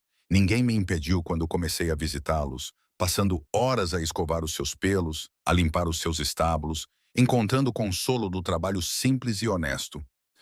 Lucas observava-me. Às vezes, eu levantava os olhos enquanto escovava um dos cavalos e via-o parado na janela do seu escritório, com uma expressão indecifrável. Quando eu voltava para dentro, ele estava ao telefone ou a rever documentos. Mas o café que me esperava estava sempre exatamente como eu gostava. As conversas aconteciam em fragmentos. Durante o pequeno almoço, contei-lhe sobre a faculdade de veterinária, como tinha trabalhado em 3 empregos para poder pagar, mesmo com bolsas de estudo. Como a primeira vez que realizei com sucesso uma cirurgia num cão atropelado por um carro, chorei durante 1 hora depois, oprimida pela responsabilidade de ter a vida nas minhas mãos. Ele contou-me sobre como conheceu Valentina num jantar de negócios, como ela foi sentada ao lado dele pelo pai, um sócio que queria fortalecer os laços, Como ela passou toda a refeição a fazer-lhe perguntas sobre aspectos legítimos dos seus negócios, ignorando deliberadamente o entendimento tácito de que ele controlava outras coisas. Ela não se impressionava com o poder, disse Lucas, traçando padrões com os dedos na chávena de café. Ela queria saber o que eu realmente fazia com ele. Se eu o usava para ajudar as pessoas ou apenas para adquirir mais poder. Nunca me tinham perguntado isso antes. A maioria das pessoas ou tem medo de mim ou quer algo de mim. Ela só queria entender-me. Quando soube que a amava. 3 meses depois. Ela tinha começado a trabalhar como auxiliar de professora numa escola primária no Bronx. Um bairro difícil. Crianças com vidas difíceis.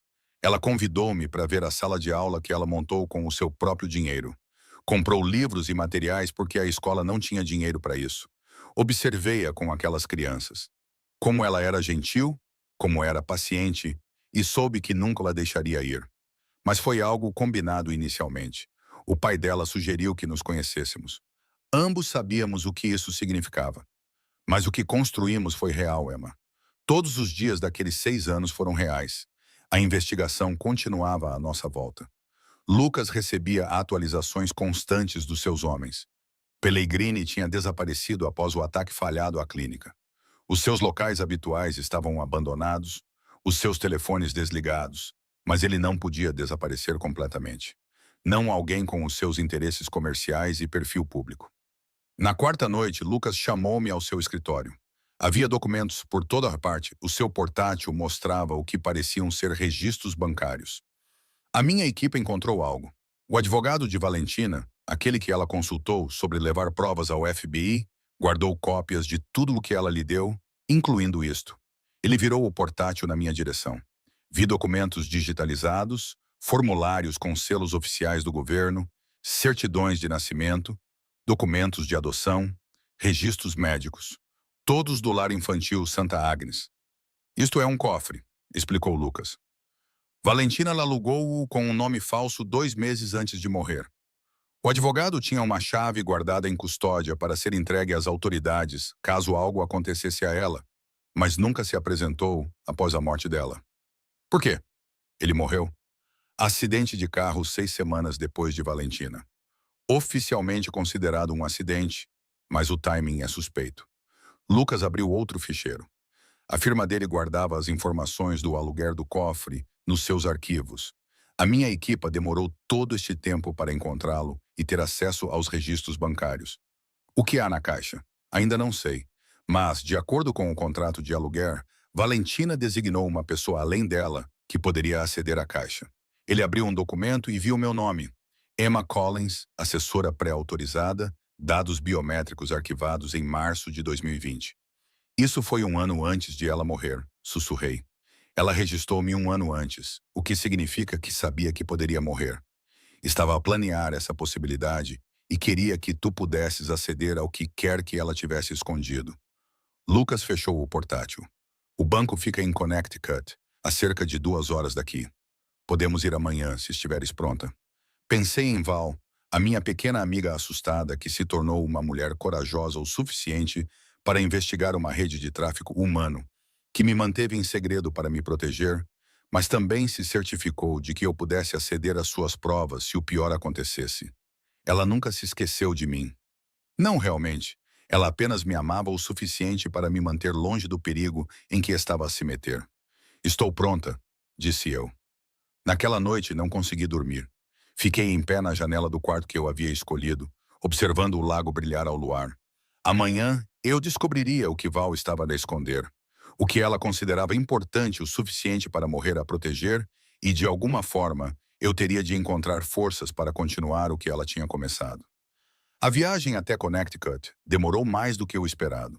O trânsito matinal congestionava as autoestradas que saíam da cidade, dando-me tempo demais para pensar no que poderíamos encontrar no cofre de Valentina. Lucas sentou-se ao meu lado no banco de trás, a trabalhar no seu portátil, mas reparei que ele olhava para mim mais de uma vez. A tensão entre nós tinha mudado durante a semana passada no chalé. Não era mais apenas o objetivo comum. A necessidade mútua de justiça.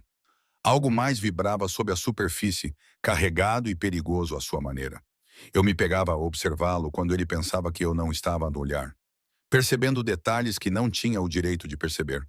A maneira como o seu maxilar se contraía quando ele ficava frustrado. Como a sua voz suavizava quando falava sobre Valentina.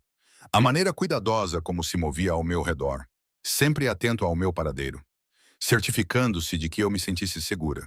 Estava a tornar-se mais difícil lembrar que aquele homem era perigoso, que o seu mundo era construído sobre violência e controlo, mesmo que ele usasse essas ferramentas por motivos que acreditava serem justos. Estás calada, disse Lucas, fechando o seu portátil. Nervosa, admiti. O que quer que Val tenha colocado naquela caixa, ela morreu para protegê-la.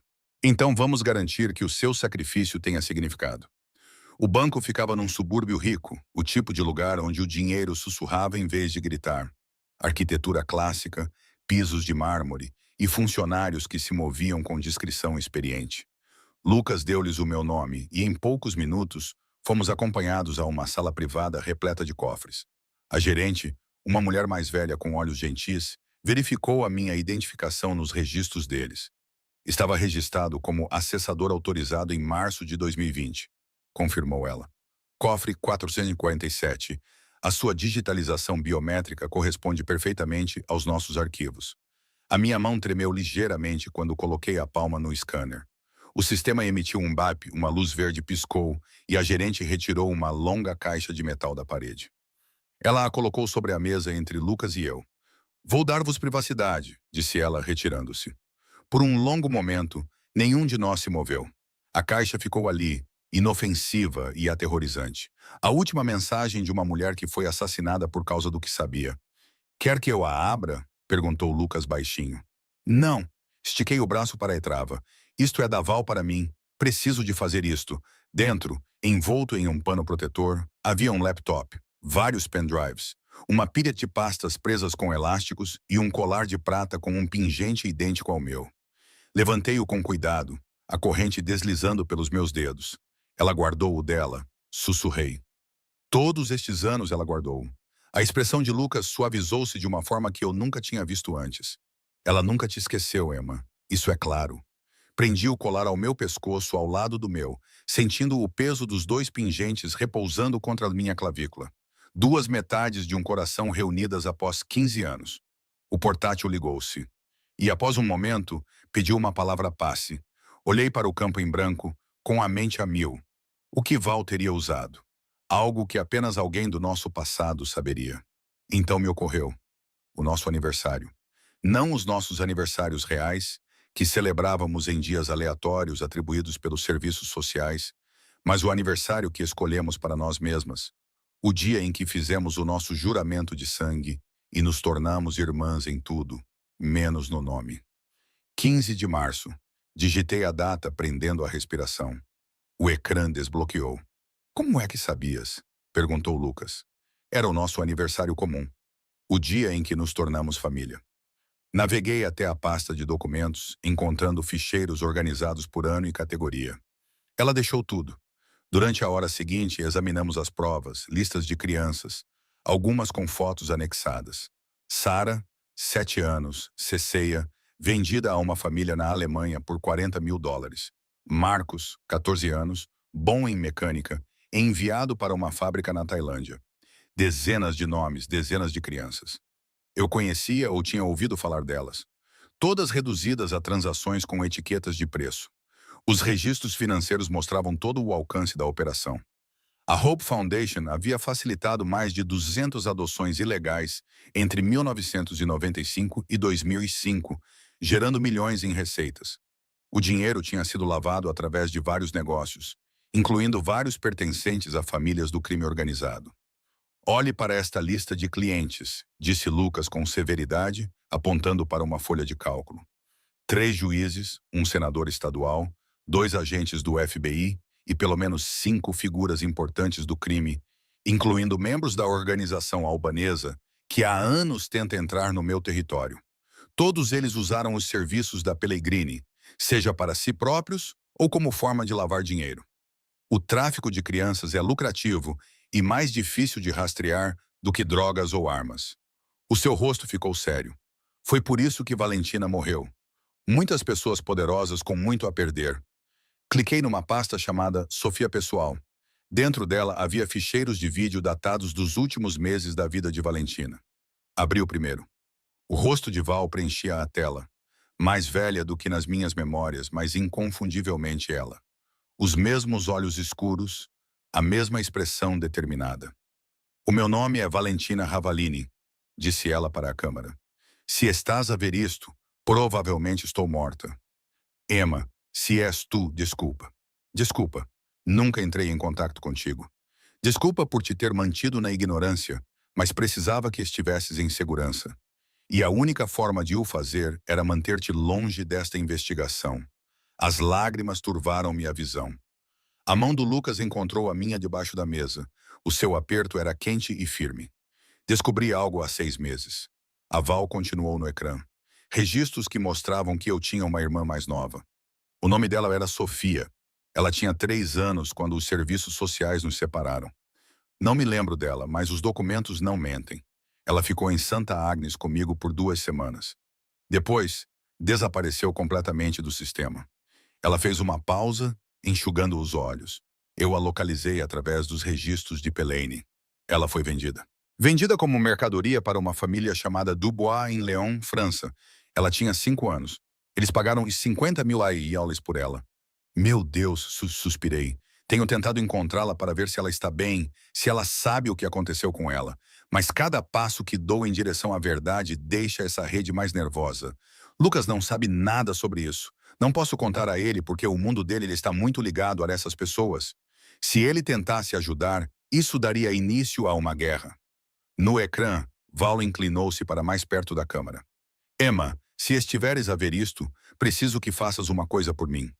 Encontra a Sofia. Usa estes registros. Usa os recursos do Lucas, se ele te estiver a ajudar. E encontra a minha irmã. Diz-lhe que nunca parei de procurá-la. Diz-lhe que a amava, mesmo não me lembrando dela." O vídeo terminou. Fiquei paralisada, oprimida pelo peso do último pedido de Val. "Vamos encontrá-la", Lucas disse baixinho. "Sofia Dubois Lyon, France. Vamos encontrá-la. Ela é sua cunhada." Percebi que era uma família que nunca conheceu. Valentina conhecia, o que faz com que valha a pena encontrá-la, independentemente de quaisquer desejos finais. Ele fechou o portátil com cuidado. "Mas primeiro precisamos de copiar tudo isto e levar para um lugar seguro. Vale a pena matar por estas provas."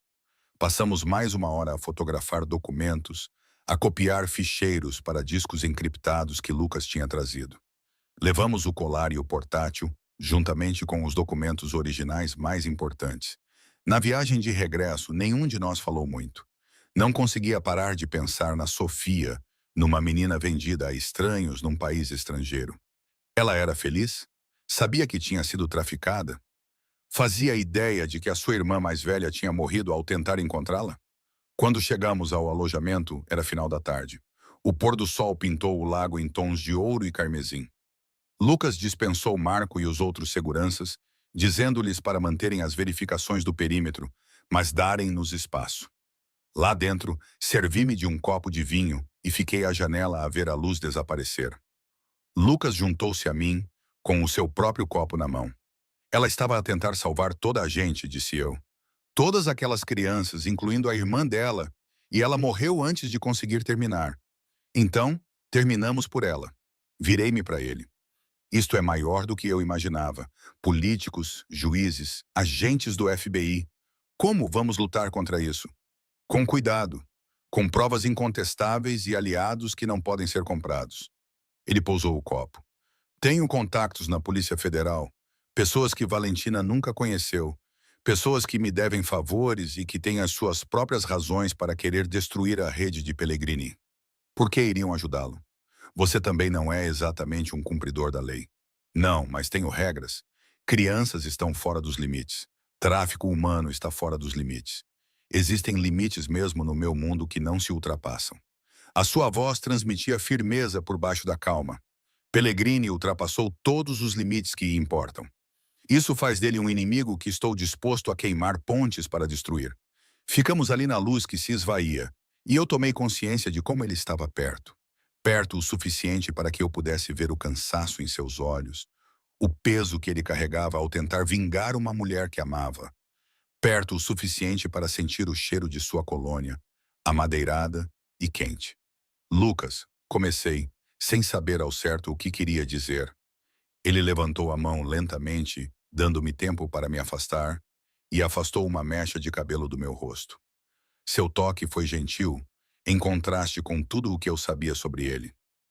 Sei que não é o momento certo, disse ele baixinho. Sei que estás de luto pela tua amiga, que estás assustada, zangada e confusa.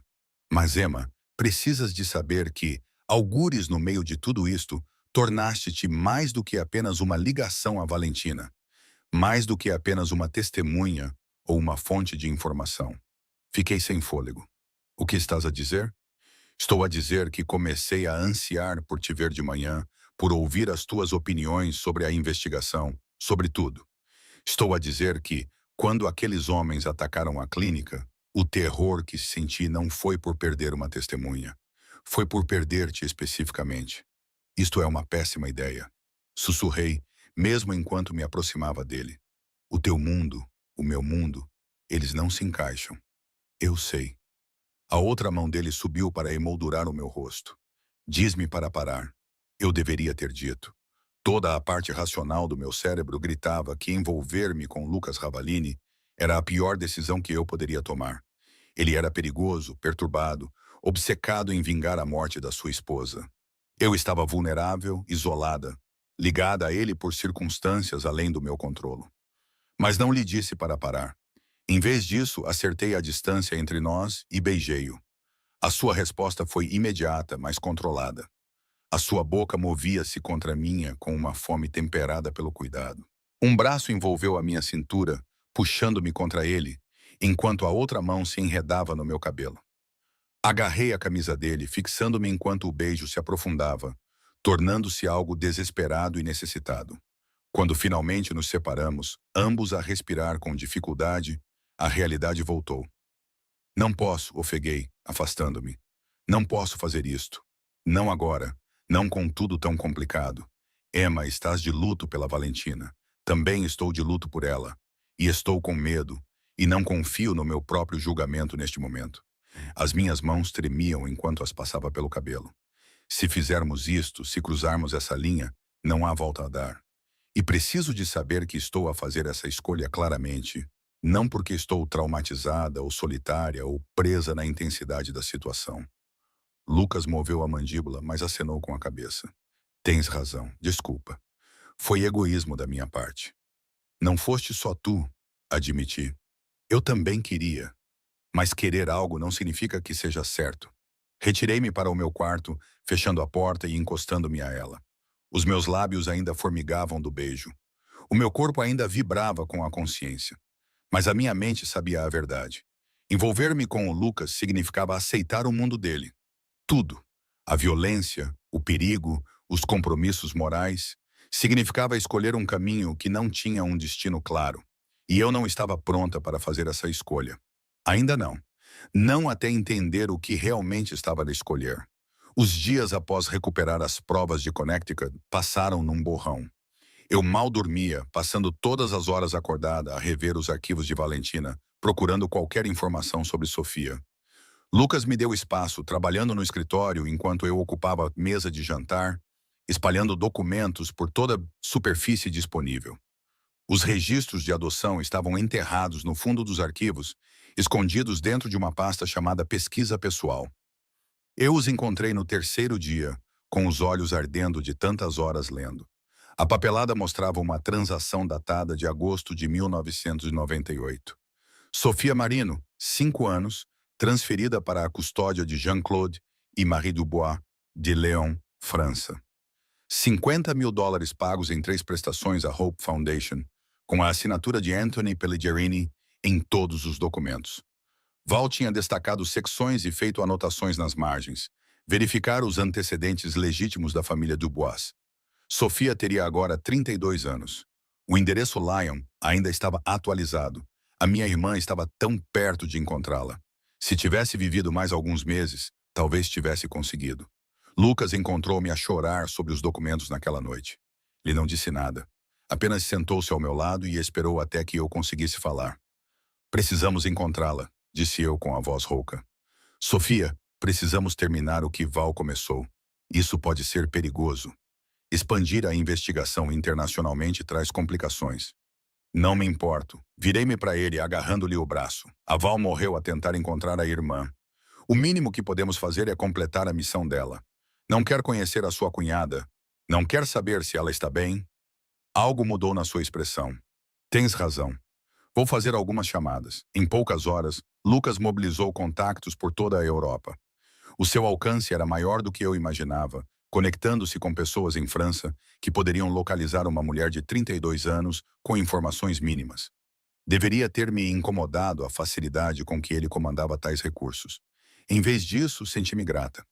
Enquanto os seus investigadores trabalhavam, a tensão entre nós tornou-se insuportável. Movíamo-nos cuidadosamente um ao redor do outro, mantendo distância física, enquanto o ar crepitava com palavras não ditas. Eu o flagrava a observar-me do outro lado da sala, sua expressão desprotegida por apenas um momento antes de desviar o olhar. À noite, eu ficava acordada, sabendo que ele estava um andar abaixo, provavelmente também sem conseguir dormir. Eu estava a apaixonar-me por ele. Percebi isso durante o pequeno almoço no quinto dia, observando-o a ler relatórios enquanto empurrava distraidamente os ovos pelo prato. Ele mal tinha comido desde que encontramos as provas, consumido pela mesma obsessão que movia Val. Mas, ao contrário de Val, ele não estava sozinho. Ele tinha-me a mim, quer ele reconhecesse isso plenamente ou não. O problema era admitir que estava a apaixonar-me significava aceitar tudo o que vinha com Lucas Ravalini. O seu mundo, as suas escolhas, o seu passado e futuro. Passei anos a construir muros à minha volta, protegendo-me da dor do abandono e da rejeição. Deixá-lo entrar significava demolir completamente esses muros. Uma semana depois de termos começado a busca, o investigador de Lucas ligou com os resultados. Sentamo-nos juntos no seu escritório, enquanto ele colocava a chamada no altifalante. Encontrei-a, anunciou a voz com sotaque da mulher. Sofia Dubois, 32 anos, atualmente a residir em Paris. É professora primária na escola primária Saint. Michel, no 15 Poteau, distrito. Nunca se casou. Vive sozinha num pequeno apartamento perto da escola. Informações sobre a família adotiva? Lucas perguntou. Jean-Claude Dubois morreu em 2015 de ataque cardíaco. Marie Dubois ainda está viva. Mora numa instituição de cuidados em Lyon com Alzheimer avançado. Eles eram profissionais legítimos, sem antecedentes criminais. Ao que tudo indica, tratavam Sofia bem. Ela visita a mãe mensalmente. Senti um alívio. Pelo menos a irmã de Val tinha acabado num lar amoroso, apesar das circunstâncias horríveis da sua adoção. Ela sabe? Perguntei como ela tinha sido adotada. Não se sabe. Os registros de nascimento indicam os Dubois como seus pais biológicos. Se ela suspeita de alguma coisa, nunca investigou oficialmente. Depois de terminar a chamada, virei-me para Lucas. Preciso de ir a Paris. Preciso de lhe contar pessoalmente. Emma, isso não é negociável. Val deixou-me essa mensagem especificamente a pedir-me para encontrar a Sofia e contar-lhe a verdade. Não vou fazer isso por telefone ou através de um intermediário. Fiquei a andar de um lado para o outro no escritório. Ela merece saber que tinha uma irmã que a amava, que morreu a tentar encontrá-la. Lucas observou-me por um longo momento. Então vou contigo por segurança. Tudo bem. 2 dias depois, aterramos em Paris. A cidade estendia-se abaixo de nós enquanto descíamos. Linda, antiga e completamente impressionante.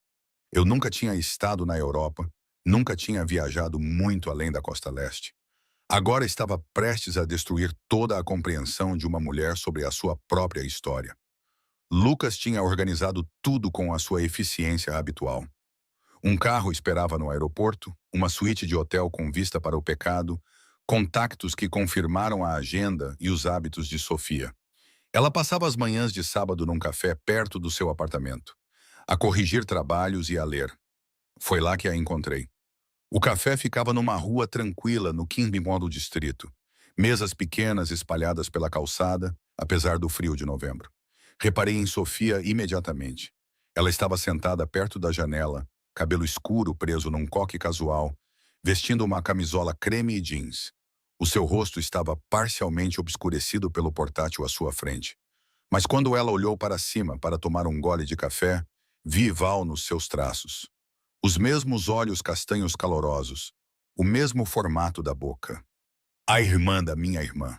Lucas esperava do outro lado da rua, dando-me espaço, mais perto o suficiente para intervir se necessário.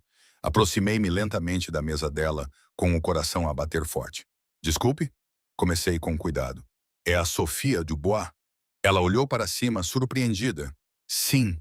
Conheço-a? Não, mas preciso de falar consigo sobre algo importante. Posso sentar-me? O cansaço cruzou o seu rosto, mas ela apontou para a cadeira vazia. Tudo bem. Sentei-me colocando a pasta que tinha trazido na mesa entre nós. Dentro dela havia fotos de Valentina, documentos de Santa Agnes, cópias dos papéis de adoção, provas cuidadosamente selecionadas para contar uma história sem destruí-la completamente. O meu nome é Emma Collins. Sei que isto vai parecer estranho, mas eu conhecia a sua irmã. A sua irmã biológica, Valentina. O rosto de Sofia ficou completamente imóvel. Não tenho irmã, sou filha única. Foi isso que lhe disseram, mas não é verdade. Abri a pasta e tirei uma foto de Valentina com 4 ou 5 anos, em frente ao orfanato. Esta é Valentina Marino. Ela era sua irmã. Vocês foram colocadas no lar infantil Santa Agnes, em Chicago, quando eram muito novas.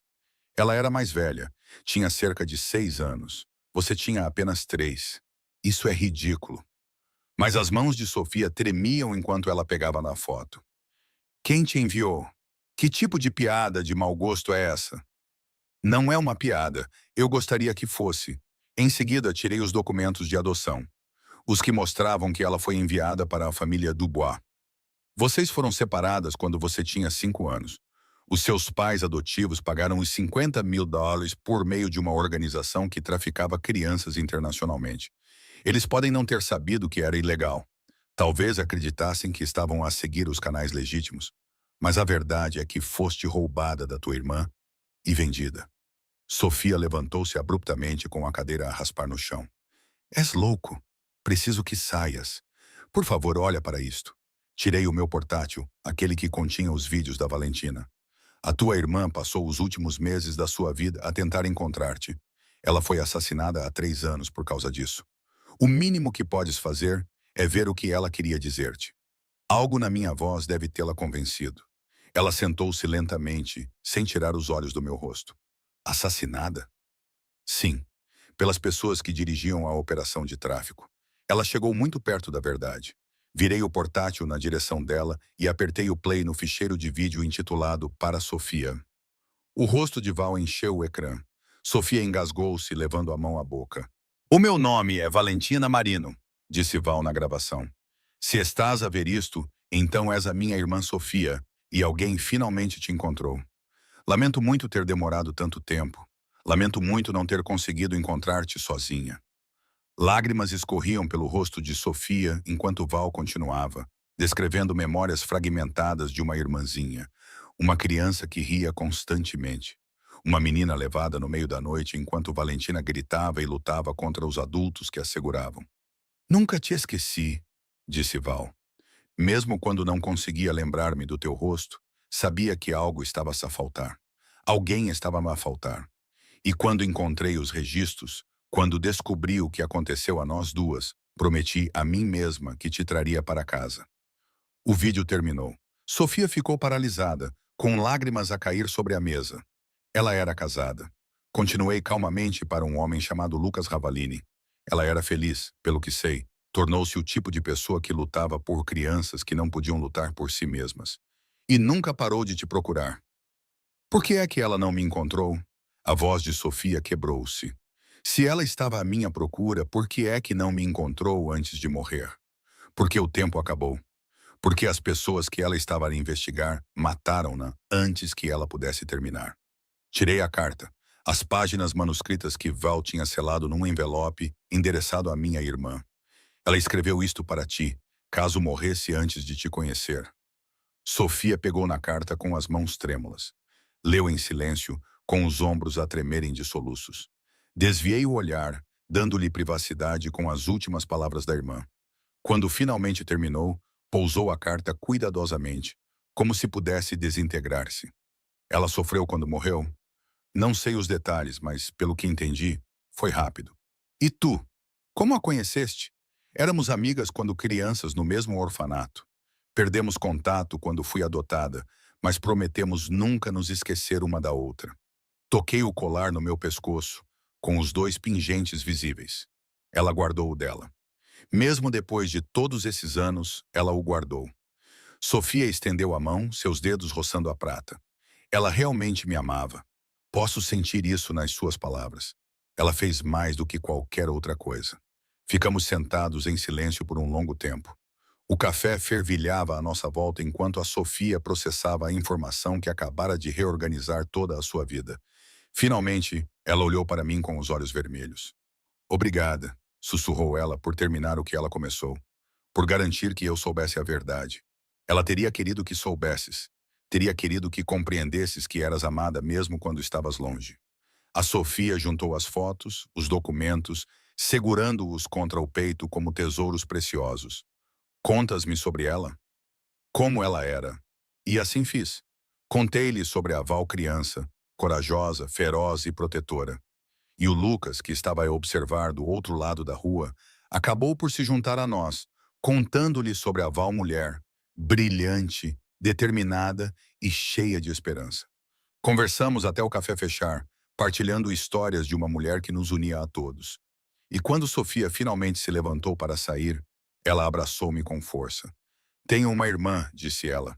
Tinha uma irmã que me amava. Isso muda tudo. Enquanto a observava a afastar-se com as nossas informações de contato guardadas no telemóvel dela, senti o peso do último pedido de Val sair dos meus ombros. Eu tinha conseguido. Honrei a sua memória, terminei a sua missão, trouxe à sua irmã a verdade que ela merecia. Isso não traria Val de volta. Nada traria, mas era alguma coisa. E por agora, isso tinha de ser suficiente. Regressamos de Paris e encontramos a operação de Lucas já em pleno andamento. O chalé tinha sido transformado num centro de comando. Monitores exibiam imagens de vigilância, mapas espalhados por todas as superfícies, homens falando em voz baixa em fones de ouvido. Eu fiquei à margem de tudo isso, sentindo-me como um estranho a observar uma máquina que não compreendia totalmente. Lucas encontrou-me no deck dos fundos, a olhar para o lago. Temos o que precisamos, disse ele sem preâmbulos. As provas de Valentina, combinadas com os contactos que fiz, são finalmente suficientes para agir. Agir? Como? Entrei em contato com uma agente do FBI, Sarah Mitchell. Ela faz parte de uma força-tarefa que investiga o tráfico de crianças. Valentina tentou contactá-la há 3 anos, mas foi morta antes que pudessem se encontrar. O seu maxilar se contraiu. Mitchell confirmou que o FBI vem construindo um caso contra Pellegrini há anos, mas nunca teve provas concretas. Agora temos. Nas 48 horas seguintes, observei Lucas orquestrar algo que parecia mais uma operação militar do que uma ação policial. Ele coordenou com a agente Mitchell, partilhando os ficheiros de Valentina, mantendo o seu próprio envolvimento cuidadosamente legal. O FBI não podia trabalhar oficialmente com alguém como Lucas, mas podia agir com base em denúncias anônimas e provas que misteriosamente apareciam em sua posse. A armadilha era elegante na sua simplicidade. O pessoal financeiro de Lucas criou transações falsas, sugerindo que uma grande quantia de dinheiro da antiga operação de Santa Agnes estava a ser movimentada através de contas em Nova Jersey. Eles garantiram que a informação fosse divulgada a fontes que chegariam a Pellegrini, fazendo parecer que alguém estava a roubar fundos que ele pensava estarem escondidos em segurança. Ele terá de verificar pessoalmente, explicou Lucas, apontando para a localização de um armazém no mapa. Os montantes que estamos a mostrar são demasiado grandes para confiar a intermediários. A sua paranoia vai forçá-lo a sair do esconderijo. E depois? Depois, o FBI prende-o com provas de crimes financeiros que o ligam à operação de tráfico. Assim que o tiverem sob custódia, poderão construir o caso completo usando tudo o que Valentina recolheu. Parecia razoável, profissional, até seguro, até que Lucas se virou para mim com uma expressão que eu tinha aprendido a temer. Vais ficar aqui durante a operação, disse ele. Não é negociável, Lucas Emma. Isto não é um baile de caridade. É uma operação policial ativa com criminosos armados. Não vou colocar-te nessa posição. Todos os meus instintos gritavam para discutir. Mas eu via o medo por trás da sua ordem. Ele já tinha perdido Valentina por causa dessa investigação. A ideia de me perder também estava estampada no seu rosto. Tudo bem, eu disse baixinho. Vou ficar aqui. O alívio tomou conta do seu rosto. Ele me puxou para perto, dando-me um beijo na testa.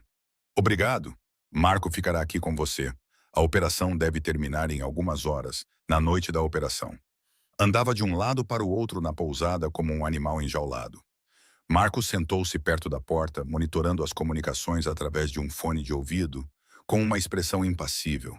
Tentei ler, tentei assistir televisão, tentei de tudo para me distrair de imaginar Lucas em perigo.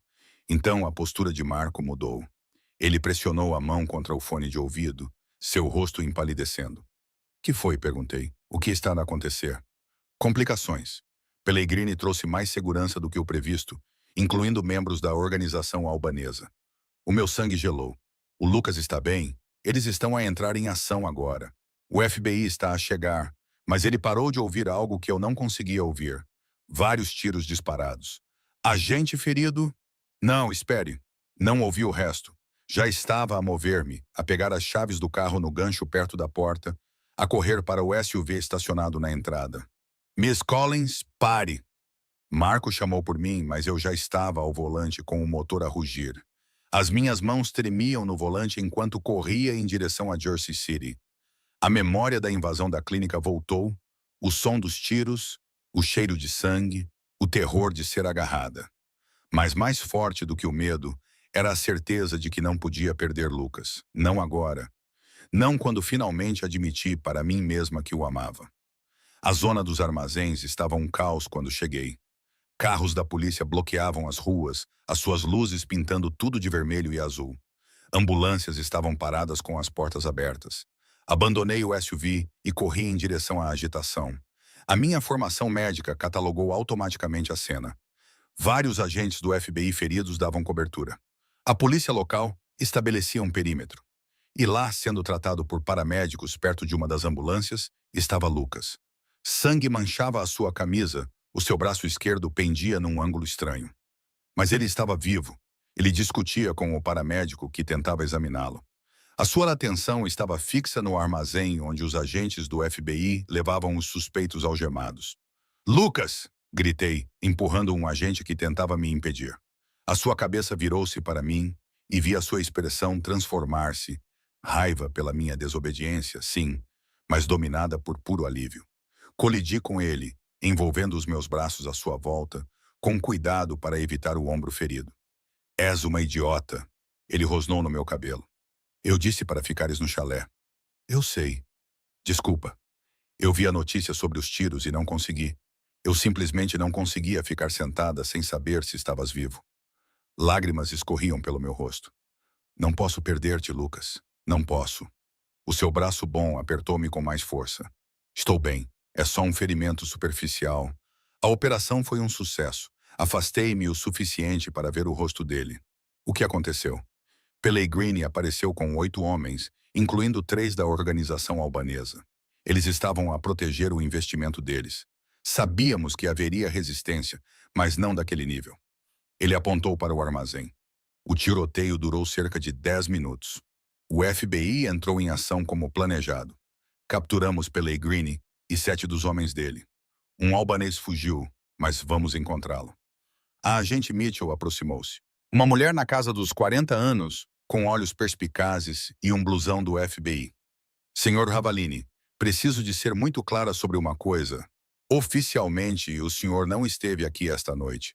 Oficialmente, uma denúncia anônima levou-nos a este local, onde descobrimos Anthony Pellegrini envolvido em atividades ilegais. Compreendido, agente Mitchell. A voz de Lucas transmitia respeito. Sou apenas um cidadão preocupado que por acaso estava no lugar errado na hora errada. Ela acenou com a cabeça e depois olhou para mim. Deve ser Emma Collins. As provas que a sua amiga Valentina recolheu vão prender muitas pessoas muito más. Ela morreu como uma heroína. Obrigada. Consegui enquanto Mitchell se afastava para coordenar com outros agentes. Voltei-me para Lucas. O paramédico tinha terminado de enfaixar o ombro dele, declarando que ele precisava de tratamento adequado num hospital, mas que sobreviveria. Vamos levá-lo para ser examinado adequadamente, eu disse, deslizando a minha mão na dele que não estava ferida. Daqui a 1 minuto. Ele cortou o meu rosto com a mão boa, o polegar dele enxugando as minhas lágrimas. Tu vieste de carro até aqui. Mesmo depois do que aconteceu na clínica, mesmo sabendo que havia tiroteio, tu vieste de carro até aqui. Eu precisava. Percebi uma coisa esta noite. Sentada naquela cabana, esperando por notícias, percebi que não posso mais viver com medo. Não medo de ser ferida, não medo de perder pessoas, não medo de amar alguém que vive em um mundo perigoso. Olhei fixamente para os seus olhos escuros. Eu amo-te, Lucas. Não sei quando aconteceu nem como, mas amo e não posso mais fingir o contrário. Por um momento, ele apenas ficou a olhar para mim. Depois, beijou-me ali, no meio do caos, com agentes do FBI, polícias e paramédicos à nossa volta. Foi um beijo com sabor a sangue, fumo e desespero, mas também a esperança, futuro e promessas que nenhum de nós se atreveu a fazer quando nos separamos. Ambos respirávamos com dificuldade. Ele encostou a testa à minha. Também te amo. Acho que amo há semanas, mas tinha medo de admitir. Medo de trair a memória da Valentina. Ela gostaria que fosses feliz, disse suavemente. Ela gostaria que ambos fôssemos felizes. Sim. O seu sorriso era agridoce. Ela iria querer. Ficamos ali abraçados, enquanto à nossa volta a máquina da justiça processava Anthony Pellegrini e os seus associados. As provas de Valentina, combinadas com o que o FBI encontrou esta noite, iriam garantir as condenações. A rede de tráfico que ela morreu para expor seria finalmente desmantelada. Isso não a traria de volta. Nada o faria. Mas honraria o seu sacrifício. E talvez, apenas talvez, impedisse outras crianças de sofrerem como nós sofremos. Ao amanhecer em Jersey City, Lucas e eu deixamos o local juntos, prontos para enfrentar o que quer que viesse a seguir. Não como investigador e testemunha, não como protetor e protegida, mas como duas pessoas que se encontraram nos escombros da tragédia e escolheram construir algo novo a partir das ruínas. 4 meses se passaram desde a noite em que Anthony Pellegrini foi preso naquele armazém em Jersey City. 4 meses de julgamentos, testemunhos e manchetes que dominaram o ciclo de notícias. A rede de tráfico que Val morrera ao expor estava finalmente a ser desmantelada, peça por peça. 47 prisões em 3 países, com mais acusações a surgirem diariamente. Eu estava na porta da minha nova clínica veterinária, observando o sol da manhã pintar as ruas de Manhattan de dourado. A placa acima dizia, em letras simples, segundas oportunidades no cuidado animal. E através das janelas, eu podia ver as salas de exame que passei semanas a projetar. A sala de cirurgia equipada com tudo o que eu sempre sonhei ter. A área de recuperação onde os animais podiam se curar com conforto e segurança. Lucas insistiu em financiar tudo, mas a clínica estava registrada exclusivamente em meu nome. Meu negócio, minhas regras, minha independência mantida mesmo com nossas vidas cada vez mais entrelaçadas. Chegaste cedo. Sua voz veio de trás de mim, calorosa e familiar. Virei-me e vi-o com 2 chávenas de café nas mãos, o casaco do fato pendurado num braço, apesar da hora. Era óbvio que tinha vindo diretamente do seu apartamento na cidade. Aquele que mantinha separado do meu, por insistência minha. Não consegui dormir, admiti, aceitando o café que ele me ofereceu. Nervosismo do primeiro dia. Vai ser brilhante. Ele beijou-me na têmpora.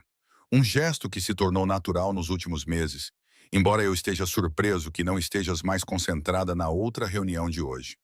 A Fundação. Esperança Renovada, nós a chamávamos, usando o dinheiro recuperado dos bens apreendidos de Pellegrini, combinado com a contribuição considerável do próprio Lucas. A missão era simples, mas crucial. Ajudar as vítimas do tráfico infantil a se reconectarem com suas famílias biológicas, quando possível, e fornecer terapia e recursos quando a reunião não fosse viável. Eu me dediquei ao trabalho com a mesma intensidade com que me dedicava à medicina veterinária. Talvez fosse culpa por todas as crianças que não salvei quando era criança. Ou talvez fosse para honrar a memória de Val. Provavelmente ambos. O agente Mitchell confirmou o último caso esta manhã, eu disse, pegando meu telemóvel para mostrar o e-mail a Lucas. Uma mulher em Oregon, agora com 28 anos, traficada de Santa Agnes em 2001. Encontramos a mãe dela a viver em Chicago. Elas vão se encontrar na próxima semana. Isso faz 12 reuniões. O orgulho tingia a sua voz. Valentina ficaria orgulhosa do que você construiu. Do que nós construímos, corrigi, colocando a minha mão na dele. Eu não teria conseguido fazer nada disso sem os seus recursos, as suas conexões, o seu apoio. Nos últimos meses, aprendi a aceitar ajuda sem sentir que estava a perder a minha identidade. Lucas aprendeu a oferecer apoio sem controlar. Era um equilíbrio delicado, que navegávamos através de conversas honestas e limites firmes que eu havia estabelecido desde o início. Mantive meu próprio apartamento no Queens, modesto em comparação com sua cobertura, mas inteiramente meu. Mantive minhas próprias contas bancárias, minha própria carreira, meu próprio círculo social, separado do mundo dele. Jantávamos juntos quase todas as noites. Passávamos os fins de semana no chalé quando precisávamos de paz. Mas nunca me mudei completamente para o espaço dele. Era a única maneira de amá-lo sem me perder no processo. Tenho uma coisa para ti, disse Lucas, tirando um pequeno envelope do bolso do casaco. A Sofia enviou. A irmã de Val tinha ficado em Paris, mas continuávamos próximas, trocando e-mails e videochamadas semanais. Ela visitou-me uma vez, passando uma semana em Nova York, conhecendo Lucas como deve ser, partilhando histórias sobre a irmã que nunca conhecera. A ligação que criamos era preciosa, uma ligação viva com a Valentina. Abri o envelope e encontrei uma fotografia. A Sofia, ao lado de uma mulher mais velha num lar, ambas a sorrir para a câmara. No verso, ela escreveu: a mãe teve um dia lúcido. Falei-lhe da Valentina, de vocês os dois. Ela disse que lamentava o que aconteceu, que eles não sabiam. Acredito nela. Obrigada por me dar a memória da minha irmã. Lágrimas brotaram dos meus olhos. Marie Dubois, a mãe adotiva de Sofia, provavelmente não sabia que a adoção era ilegal. Muitos dos clientes de Pellegrini também não sabiam, acreditando que estavam a seguir os trâmites legítimos.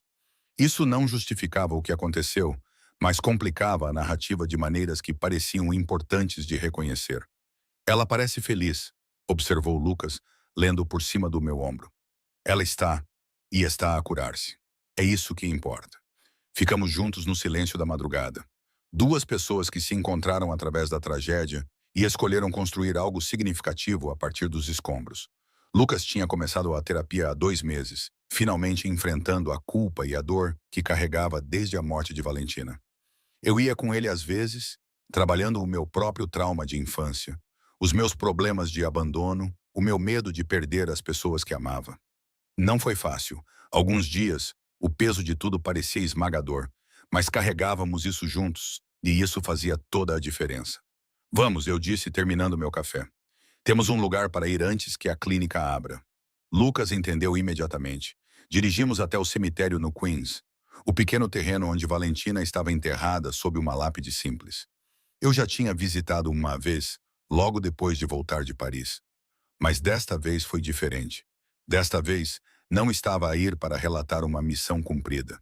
Estava a ir para partilhar uma vida transformada. A manhã estava fria, mas clara. Folhas de outono cobriam o chão em tons de ferrugem e dourado. Ajoelhei-me ao lado da sepultura e coloquei os lírios brancos que tinha trazido, as flores favoritas de Val, que eu conhecia pelas histórias de Lucas. Olá, Val, disse suavemente. É a Emma. Trouxe o Lucas comigo desta vez. Temos algumas coisas para lhe contar. Lucas agachou-se ao meu lado, a sua mão encontrando a minha. Juntos. Contamos-lhe sobre a Sofia, sobre o reencontro que significou tudo, sobre a fundação que ajuda outras crianças, 12 reuniões com mais a caminho, sobre a clínica que abria hoje, dedicada a curar criaturas que não conseguiam curar-se a si mesmas. Da mesma forma que Val tentara curar crianças quebradas. Espero que estejas orgulhosa, sussurrei, tocando os 2 pingentes no meu pescoço, o dela e o meu reunidos. Espero que, onde quer que estejas, saibas que a tua morte não foi em vão. Que o que começaste continua, que a Sofia sabe que era amada, mesmo por uma irmã que nunca conheceu. Lucas ficou em silêncio por um longo momento, depois falou diretamente para a lápide. Desculpa por não ter percebido o que estavas a fazer. Desculpa por não ter estado presente quando mais precisavas de mim. Mas prometo-te que vou proteger a Emma da forma como falhei em proteger-te. E vou garantir que todas as crianças que pudermos salvar através da fundação saibam que são importantes, da forma como tu acreditavas que elas eram importantes. Sentamo-nos ali, na paz do cemitério. 3 pessoas ligadas por juramentos de sangue, votos de casamento e um propósito comum. O sol da manhã subiu mais alto, aquecendo o ar, e senti algo assentar no meu peito que estava inquieto desde a infância. Pertencer não a um lugar ou a uma pessoa, embora amasse profundamente a clínica e o Lucas, mas pertencer a algo maior, um propósito que se estendia além de mim mesma. Ajudar os outros da maneira que Val tentou ajudar. Curar feridas, tanto literais quanto figurativas. Fazer parte de um ciclo de recuperação e esperança.